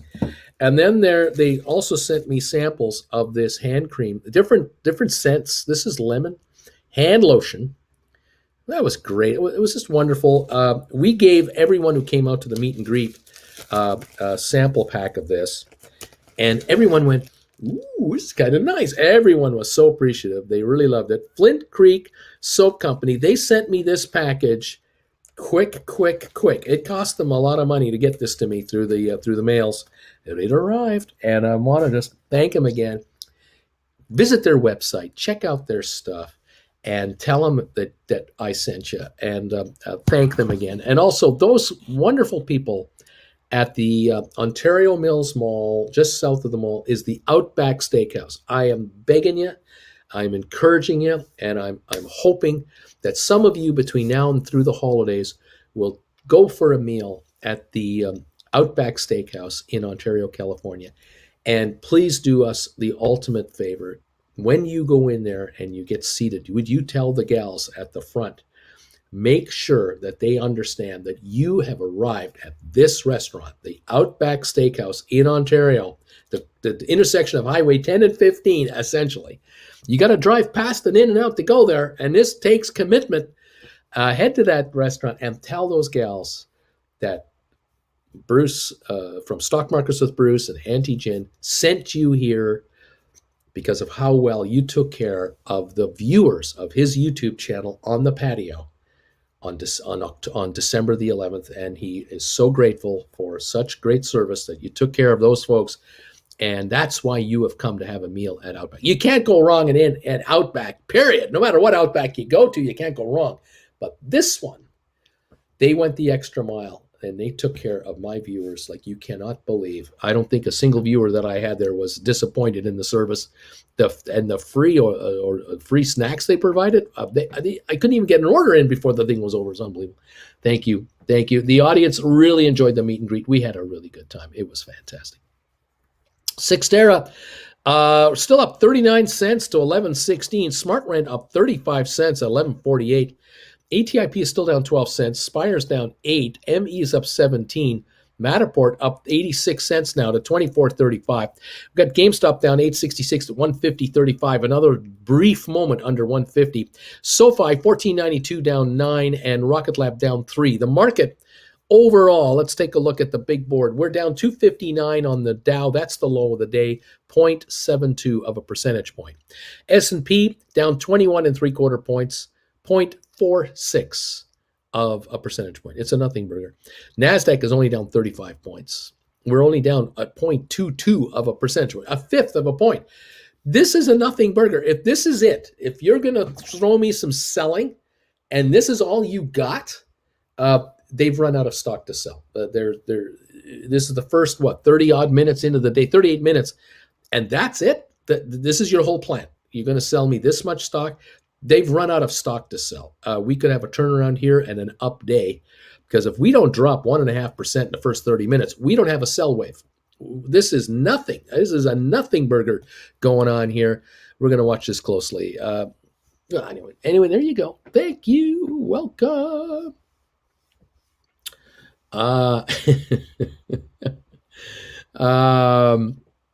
Yeah, no, it strikes me that it may be difficult to sell back the deep in the money long call and the poor man's covered call if the options market is full of gamblers.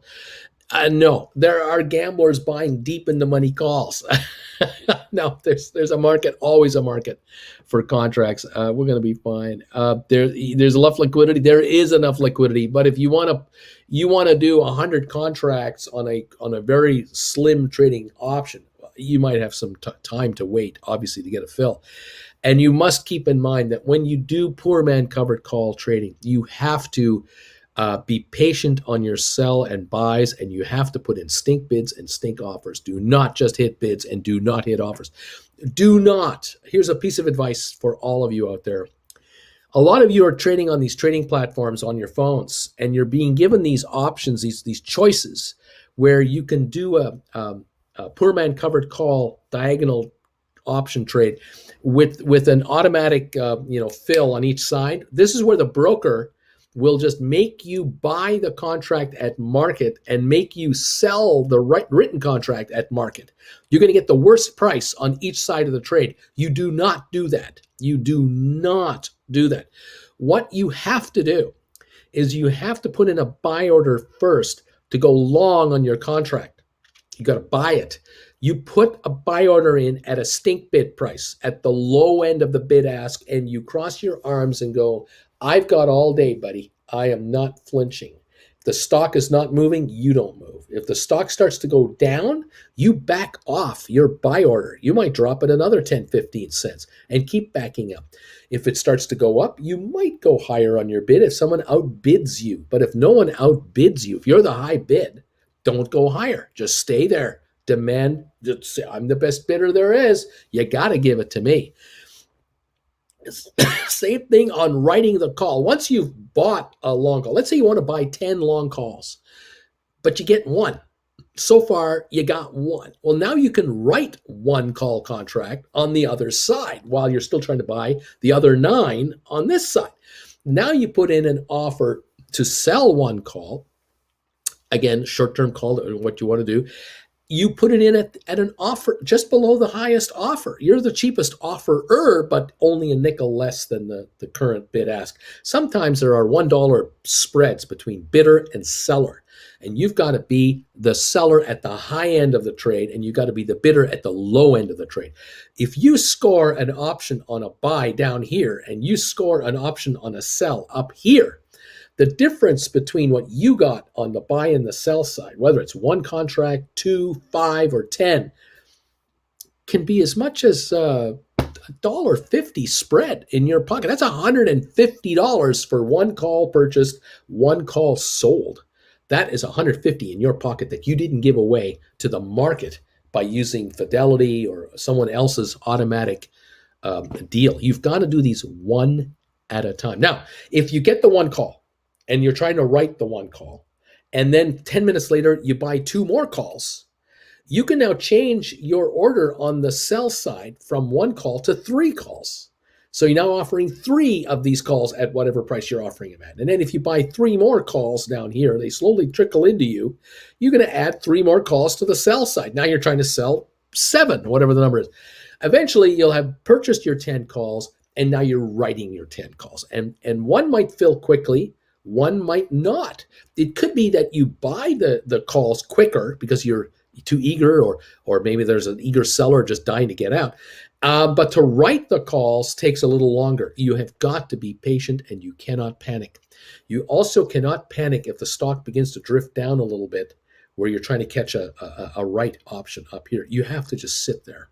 Sometimes if the market does drop $1, well, then you might have to adjust your price by 20, 30, 40, 50 cents. But you just sit up there and you just cross your arms and go, come and get me. I'm up here, pal. You want these calls? They're available. Come and gamble on my slot machine. They're right here. I'm at a lovely stink offer price. Come and get my calls. This is how you make money in the option market. This is how you make money in the stock market as well, by just buying and selling stock this way. You take control of the market. You don't let it control you. You control it. You're the boss. And that's how you've got to play it. It takes 2 days to write the contracts. It takes 2 days to write the contracts. That's just the way it's going to be, because when you sell those calls, that's the highest price you're going to get. You're not going to get any more money than that. If the stock doesn't go any higher, or if it begins to fall from that level, the maximum amount of money you can make is what you sold those calls for. And that's it. Okay, keep that in mind. Hi, Jen. Good morning. How are you today? I'm good. I'm a little croaky. A little croaky. I think too much laughing yesterday. Oh, we had a good time at the meet and greet. Austin is saying Flint Creek Soap Company. I picked enough soap that I might actually smell decent-ish. And the folks at Flint Creek are saying, hey, we see your order, Austin. Thank you so much. Oh, that's awesome. They've been getting orders. The Flint Creek Soap Company, Credit Savage made an order. It's lovely. They said, thanks for the soap and lotion. I smell good, and I'm not ashy.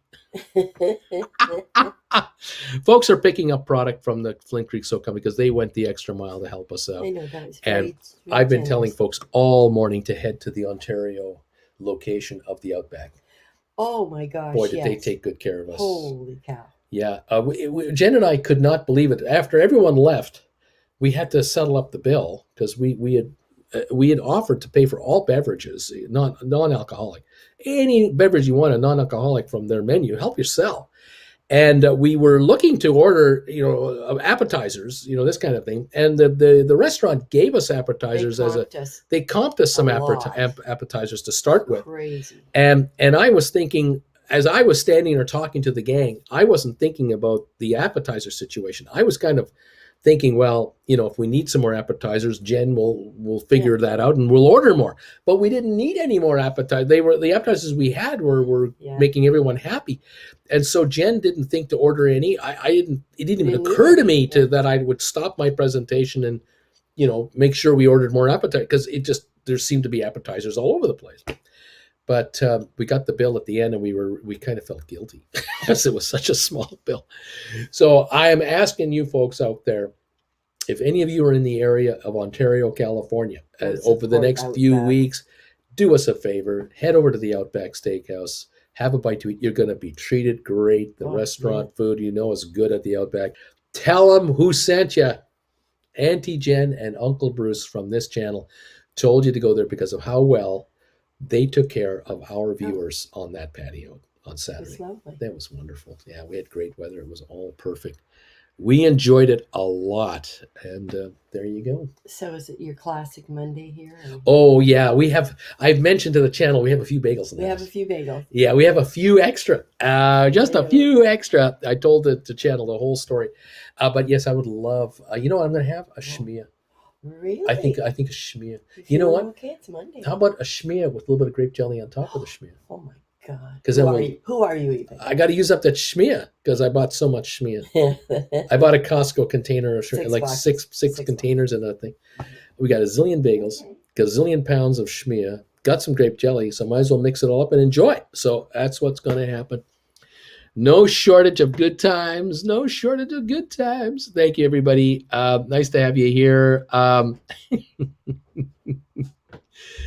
Oh, man, we're having fun here. We're having fun. Austin, Uncle Bruce, I own about 7,500 SoFi, averaging 1,550.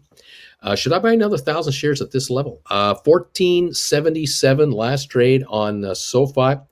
And for the day, that is just about the low of the day. And I say, yeah, help yourself. This is Bargoon City. You can always try a stink bid at 1451 if you think it might go lower. But this is a good price. There's no doubt about that. Unbelievable. Let's see. Here we go. The Credit Savage says once the SoFi shares hit 300 a share, and then the market, the Matterport hits 260 a share. As well as the LCD hits 500. I will start thinking about staying home and just trading for a living and need to have a few million in the market. Well, it's always good to have an objective and a good bankroll below you to kind of get going on. Matterport is 24 right now. SoFi is 1477 right now. Rocket Lab 1255. So we'll see what happens here. We got GameStop down to 148.82, still under the 150 at the moment, down 10.19.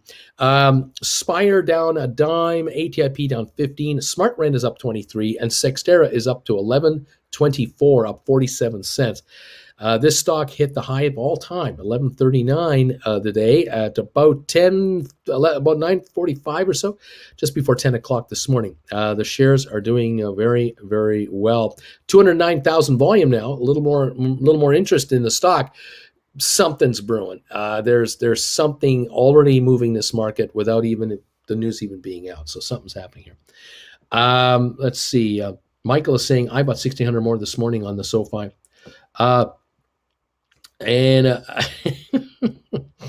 how many bagels are you going to be able to eat before you never see another bagel in your life? I just love them. I mean, Monday to Friday is bagel day. Just love them. I have no problem with eating a bagel. It's all good. Jen is eating bagels.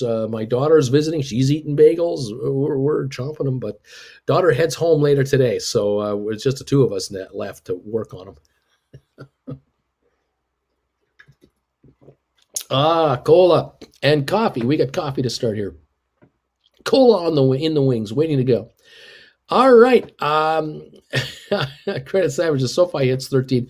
I'll take out a loan and buy 10 grand or sell a kidney. I've run out of my dry powder. Let's see. I've never put in a stink bid. I gotta teach a dog old new tricks, I guess. Let's see.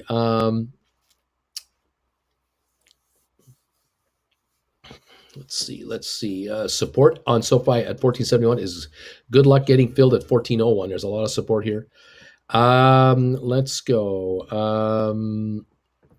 Hey, Rudy is saying, hi, Uncle Bruce. How you doing, Rudy? Welcome from Deutschland. Nice to have you here, buddy. How's that Apple doing this morning? I've been watching this Apple stock, 180.76. We topped out at 182.09 just a few minutes ago, and we backed off again to 180.82. And I think the stock is topping right now because the company is hitting this $3 trillion valuation thing, and it could be that people might be selling on the news. We may be a bit too high here. We're trading up 32 times 2 earnings, bit rich on Apple. But, the market, when it turns negative, it will turn negative quickly on Apple. It'll give up $10 like nothing in a couple of days, and I'm just waiting for the breakdown on Apple shares. We're still up 127 on the day. I'm not complaining. I'm just noting it. Dow up to down 223. Excuse me. The Dow is down 223. We got S&P down 19, Nasdaq down 50, but the Dow was lower, and there was a bit of a bounce back. First attempt. We'll see if there's any more to this or not. Let's see. Let's go. Let's go. Let's go. Let's go. How do we feel about GameStop? My shares are deep in red, down 40%, making me nervous. It is right now 146.28. GameStop has come in with 848,000 shares. Those who are paper-handed will bail, but there are buyers picking this stuff up. 146.28. People are nibbling it up. 146.20 though, it is at low of the day right now on GameStop, which means that those of you who have written calls, long-term out calls into next year, January, February, March, April, June, July, way out there, you're noticing your your prices drop. It's going to get to the point where it may become irresistible eventually to not buy back some calls. Keep an eye on that. I should have wrote that 170 for $6 this morning on GameStop, says Rob. I just missed it. Didn't do it. Let's go. SoFi, 1486 bid support. We're at 1469 on SoFi now. This message is, I'm a little behind this message, to say the least. 1472 last trade on 8.4 million. All right, let's go. Let's keep going here. Let's keep going. Oh, yeah, everybody scratch your screen and sniff. Flint Creek Soap Company. It's nice, really nice. Let's see. Let's go.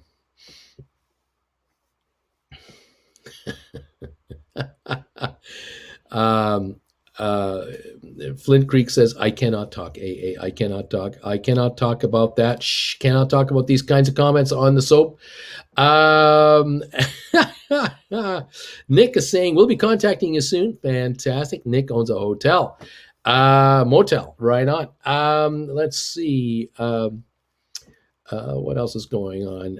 Let's buy some shares of Outback Steakhouse. I love their Shirley Temples. Let's see. Looking forward to it, Nick, says Flint Creek. We can't wait to talk to you. That's fantastic, guys. Let's go here. Oh, I just bought some more GameStop. Oops, I just bought some more GameStop.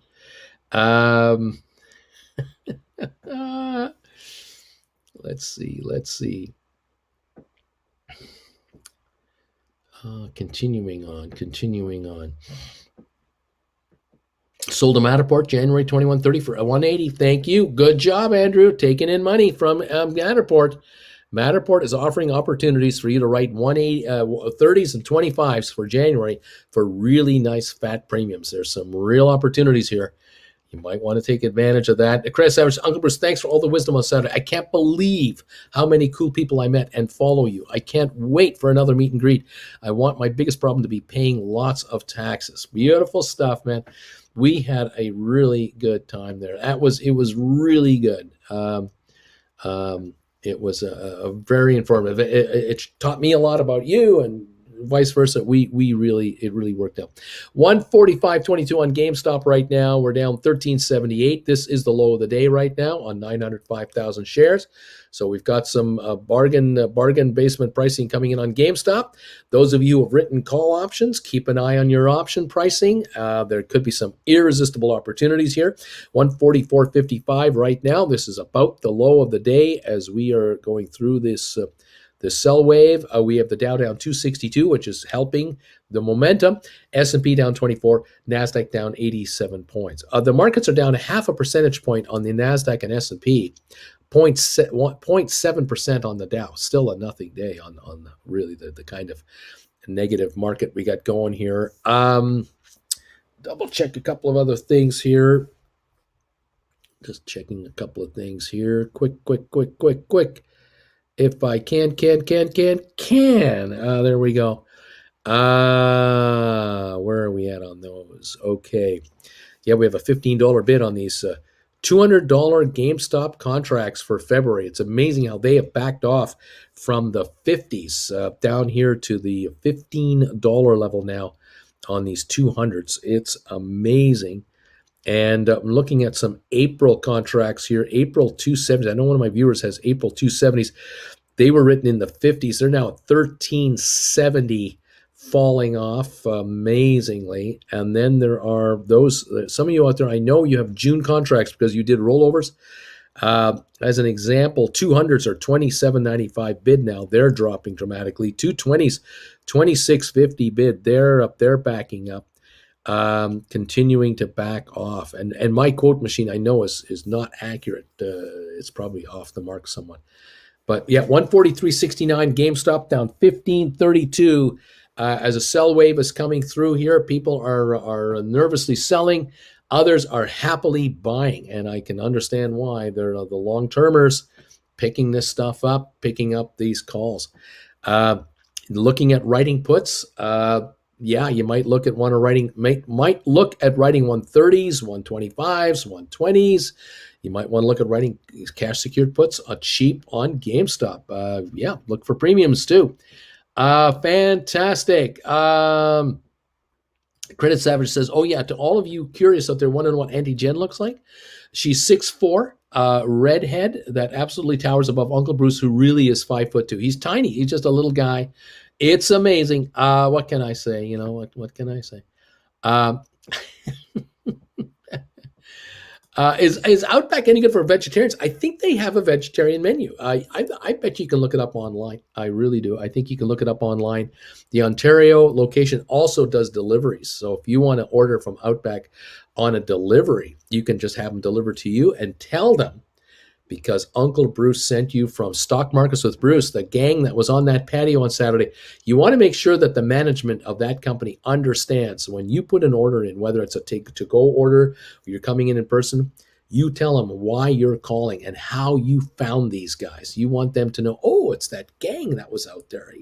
They didn't order much when they were out there, but boy, are they ordering stuff from us now. This is awesome. So there you go. Thank you, everybody. What else happening here? Are the folks at Flint Creek able to ship overseas? I don't know. I do not know that. You might want to send them an email. Absolutely check it out. Ooh, check this out. It's like it has measles or something. Well, it's difficult to put jelly on top of schmia, but it can be done. And I'm sure we'll be just fine. This is wonderful. Thank you so much. I love it. Here's a napkin. Got me a nappy. It's going to be a messy one. one. It's going to be a mess. How's our Monday? 143.77. My goodness. GameStop, 143. Thank you, ma'am. Yeah, down 15. The low of the day is around this neighborhood here. Where will the basement be? Where will the basement be? It won't be there long, but it'll be there for a bit. Oh, what a fun time. Let's see.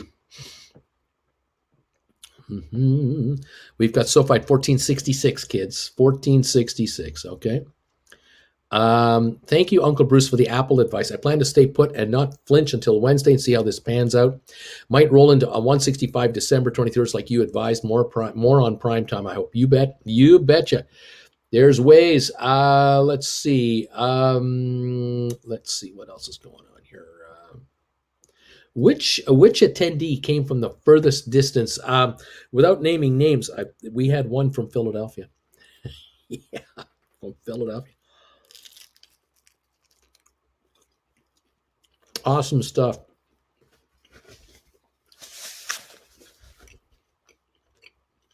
Fantastic. Nope. No troll. Nope.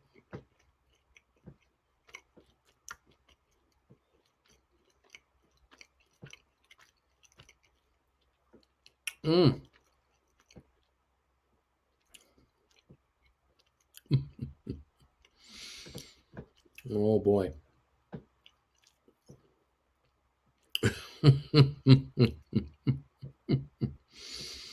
Oh man. Folks are trying to scoop SoFi super cheap, 1466 right now. SoFi's low of the day, 1464, 9.2 million shares. We're only off 34 cents on SoFi. This is not a deep discount today on SoFi. We're off 43 on Rocket Lab. We're down 16 on GameStop. That is a bargain here, down 1686. Matterport just went positive again, plus 6. ME down 8. Spire down 17. ATIP down 16. SmartRent down 3. And Sextera up 32. 1110. The Dow down 328. Low of the day. S&P down 32. NASDAQ down 115.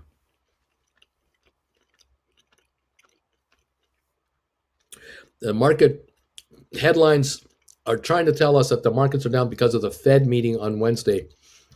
That's not it. I think people are taking profits, and I think they're doing year-end tax selling, and they're locking in capital losses to lock in their trades. But they're going to turn around on January the 14th, 30 days later, and they're going to be buying up stock like crazy. So we might have a month of bargain hunting, maybe not.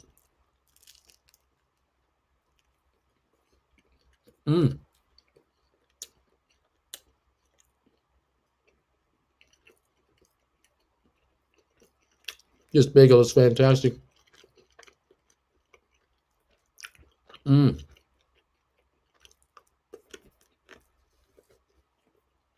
Wonderful.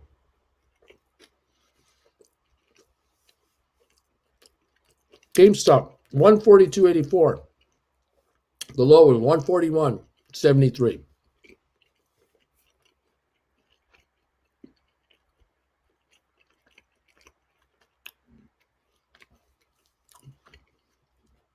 $143 on GameStop, coming on a bit. Matterport down 9, ME down 7, SmartRent down 3, Sextera down 34, ATIP down 16, Spire down 17, Matterport down 17 cents, 23.32. Rocket Lab down 46 to 12.30. 1468 now on SoFi. A little bounce back off the low of 1464, but it's only down 34 cents.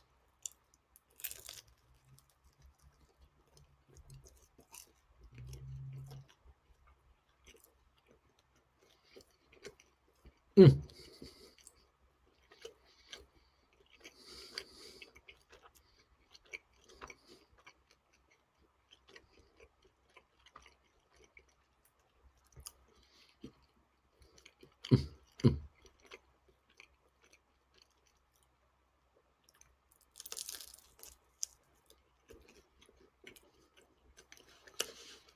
$142.90 GameStop. 141.77. Another low coming up. Maybe.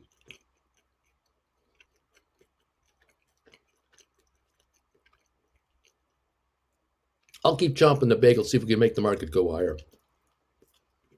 I'm doing what I can. 141.40, new low on GameStop for today.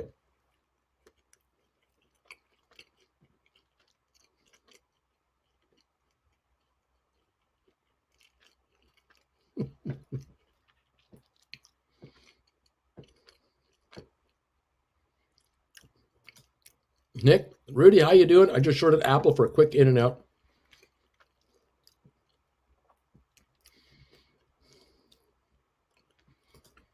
Flint Creek Soap Company, thank you, Uncle Bruce and Jen. This is beyond expectations. Can't wait for the next one and to meet you in person. Fantastic, guys. My gang will come through every time. Thank you so much for your donation, and I just thank my viewers for supporting businesses that support us. The Outback restaurant in Ontario, and then the folks at Sherman's Deli who make these bagels, and the folks at Townie Bagels, Townie Bakery in Palm Springs. Townie Bakery, fresh bagels made on the spot with other pastries.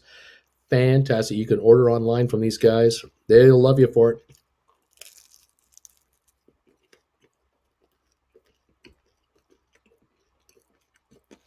Mm. 143 on GameStop.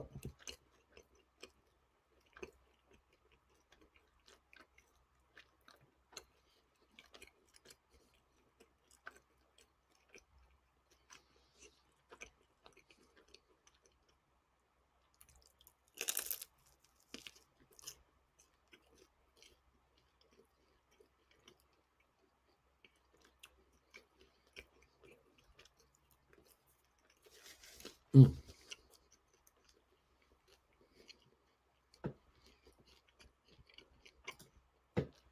Ed, any thoughts on buying calls on GameStop? Don't have enough cash to pick up 100. You know what you could do? Pick up an in-the-money call and write a call against it. So pick up an in-the-money call that, maybe a 120 or 125 on GameStop, and then write a 150 call for this Friday or 150 call for next Friday against it. And bring in a bunch of cash against the call you just bought. That could be a strategy on your GameStop. Yeah, there's ways. There are ways. 1465 on SoFi right now, down 36 cents.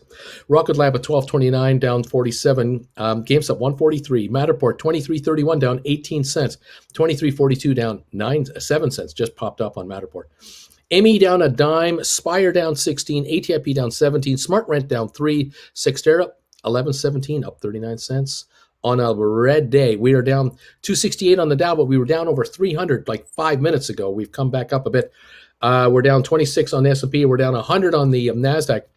But combined, 0.5 to 0.7%. That's all the indexes are off. They're not even off a percentage point. There you go. There you go. Let's see.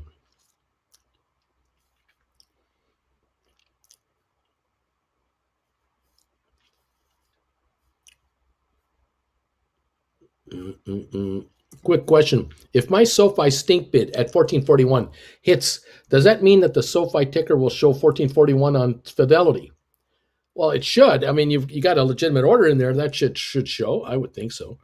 Uncle Bruce, I just shorted 500 Apple. It will short. I will short again if it goes against my previous stock short. But I'm looking at this chart. This baby is going down. That is what's happening. 179.23. We're down 22 cents on the day on Apple. We topped at 182.09.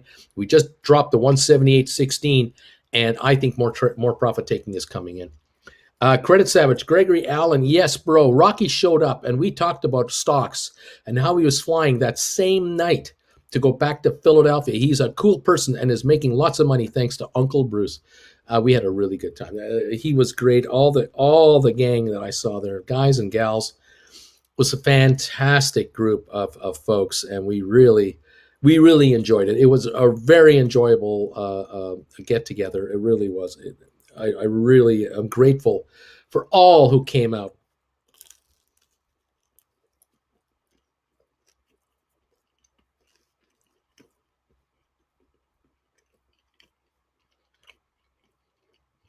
Bagels are making me thirsty.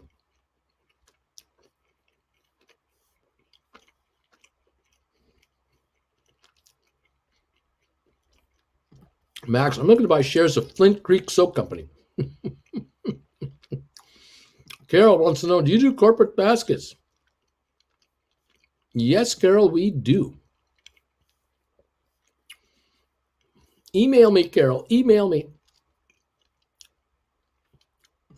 What a surprise. Once GameStop hit the short restriction list, it stopped falling. I wonder why. Why did GameStop stop falling all of a sudden as soon as it hit the 10% down level? 144 now on GameStop. The low of the day, 140, 140.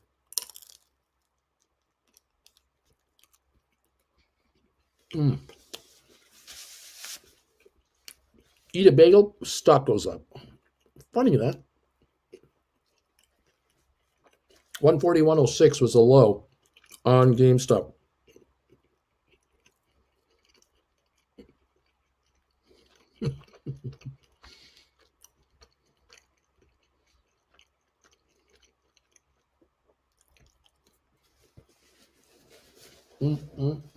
Oh, that was good. Man. Schmear and grape jelly on a sesame seed bagel? Oh, my.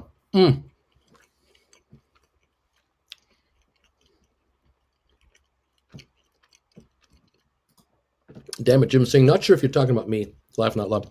I'm just a guy watching a guy chew on a microphone. That's all I'm doing. Smart Rent and Sixter are match buddies today. Rudy is saying, Nick's cool. Good luck on that Apple short. I'm long on the stock for the long term, but short term, yeah, it should back off, I feel. Carol says, Flint Creek. Okay, I'll look at the website after Uncle Bruce stream. Thank you. Coyote, fascinating that Fidelity accidentally showed that 20% of the float was available for shorting GameStop, and then it tanks over 102 weeks. Is this a coincidence? What is that? What? Oh, man. These covered corals are as delicious as that bagel. There you go, buddy. Making money.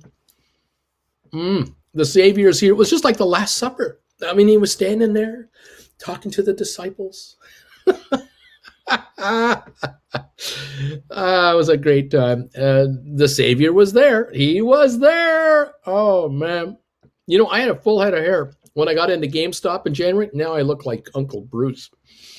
I'm bleeding out here, says Attico. I'm bleeding. Uncle Bruce, a Q on rollover strategy. I wrote Matterport covered calls into the 30s for January 22. Got 450. They're at 155 now. If they expire worthless, I break even on the roll. Or do I buy back now and look for other deals? There you have it. Now that's a question. So you've written 30s, and the stock's at 23.36 right now. The lower the shares go, and as time goes by, they will continue to shrink out, right? You sold at 450. They're now 155, and the stock is down 13 cents to 23.30 or so. This is around the low of the day.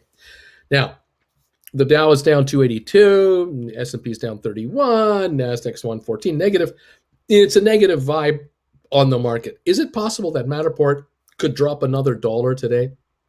And could that translate that your contract might reach $1.20 today, 125 today? It's possible. Are you happy with that profit?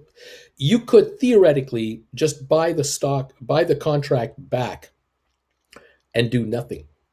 Let the stock bounce back up to 24, 25, or 26, and then consider writing the call again, the same call again, but it'll pop back into the 225, 250 level. Pop it off there, let it go, sit back, let it come back a buck and a half, buy it again.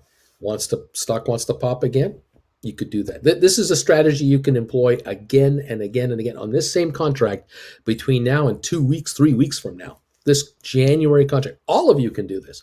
All of you who are thinking of writing Matterport calls, you could be writing 25s today, 30s today for January, taking a nice premium. Stock backs off, you buy him back. Stock comes back on, write him again. Stock backs off, buy him back. And you're scooping $1, $1.50 on each of these trades. Thank you very much. Thank you very much. Thank you very much. Take $1, $1.25, $1.50 again and again and again and again and again. As long as they're going to give it to you, you take it. And just say, hey, I got stock. You want to gamble? Gamble on my stock. I'm here. I love you. It's my casino. Come and play on it. So yeah, this is a strategy. I wouldn't worry about like having to do a rollover for way more cash. I would just look at this one here, and you might just buy it up and let the market recover when the market shows us a recovery, and then rewrite. And that might be, like I said, a 225, 240, 260, 290, 315, whatever that gives you, whatever it gives you. The 30s are a good way to look at it. Yeah, definitely. We're way out of the money at 23.35. 25s for some of you might be more palatable. Some of you might want to write 22.50s. You really want to be at the money, which is 23.35 on the stock, 22.50 on the contracts, or 25 on the contracts. That is another strategy to employ. Some of you might play with this Friday's calls, December 17th, if you're that aggressive. It's a question of how aggressive you are, others how patient you are. And you offer up $30 calls for January, or you offer up $30 calls for February and just take fat premiums. Otherwise, you wait right down. The stock's down 22 cents. You're going, I'm not selling a call today. I'm going to let this stock pop back into the 24, 25 range, and then I'll consider writing an option. And away you go. Right on. Okay? Very good. Very good. Very good. Uncle Bruce, I'm glad we didn't all sit on one side of the table. It didn't go well last time that we did that. Yeah, we did sit on both sides to kind of cover our bases. Yeah, there you go. We weren't there for a painting, We weren't there for a painting. Yeah, okay. Let's see. Oh man. John is saying, I really think I'm cursed. I sold winners to load up on SoFi and Inspire. Now I'm stuck in the red, but it's a bet I made though. Just sit tight, John. Just sit tight. You'll be fine. Just sit tight. All right. SoFi now 1474. A little better. Let's see. Carol, I want to write a put on GameStop for 130 for 688 till 1223, but I'm scared it'll be my first time writing a put. Well, of course, if you write a put at 130, you're prepared to buy the stock at 123.12 or so. That's what the price you're prepared to pay for GameStop. If it's a 140 stock, you're prepared to pay 123. Shares pop to 150, 60, you're never going to buy these shares. I mean, they stay here at 140, you're never going to buy them. You keep all 688. It's a question, are you happy putting up $13,000 to maximize a profit of $688 for what? 10 days. Not a bad time frame.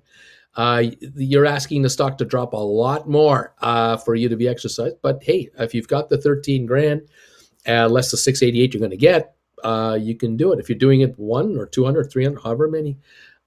You can also look at writing 125s for the week after, or 120s for a week or two after, depending on how low you want to go and whatever risk level you want. All right, let's see here. Mentioned it earlier. Watch the Sandra Bullock new movie, The Unforgivable. The Unforgivable, and not because they mentioned 23andMe. It's just a good movie, says Bertie. Right on. Let's see. Let's see. Let's go. Thanks, Bruce. Says, great gig. You got it. And where are we at now? 1477 on SoFi. We touched 1462, and we're bouncing back now 14 cents. GameStop 141.80, the low of the day, 140 even, $140 on the nose was the low trade of the day on GameStop. 141.79 right now. Matterport at 23.14 down 35, ME down 7, Spire down 13, ATIP down 17, Smart Rent down 3 cents, and Sextera 11.15 up 37 cents in a bloodbath day for all the other stocks apparently. But we're down pennies, not dollars. Other than GameStop, we're down pennies. The Dow down 273. S&P down 25, NASDAQ down 91, 0.53% to 0.76%. That's it. That's all there is. Okay. I'm buying all the SoFi I can at these levels, so I'm not going to go too hard on puts.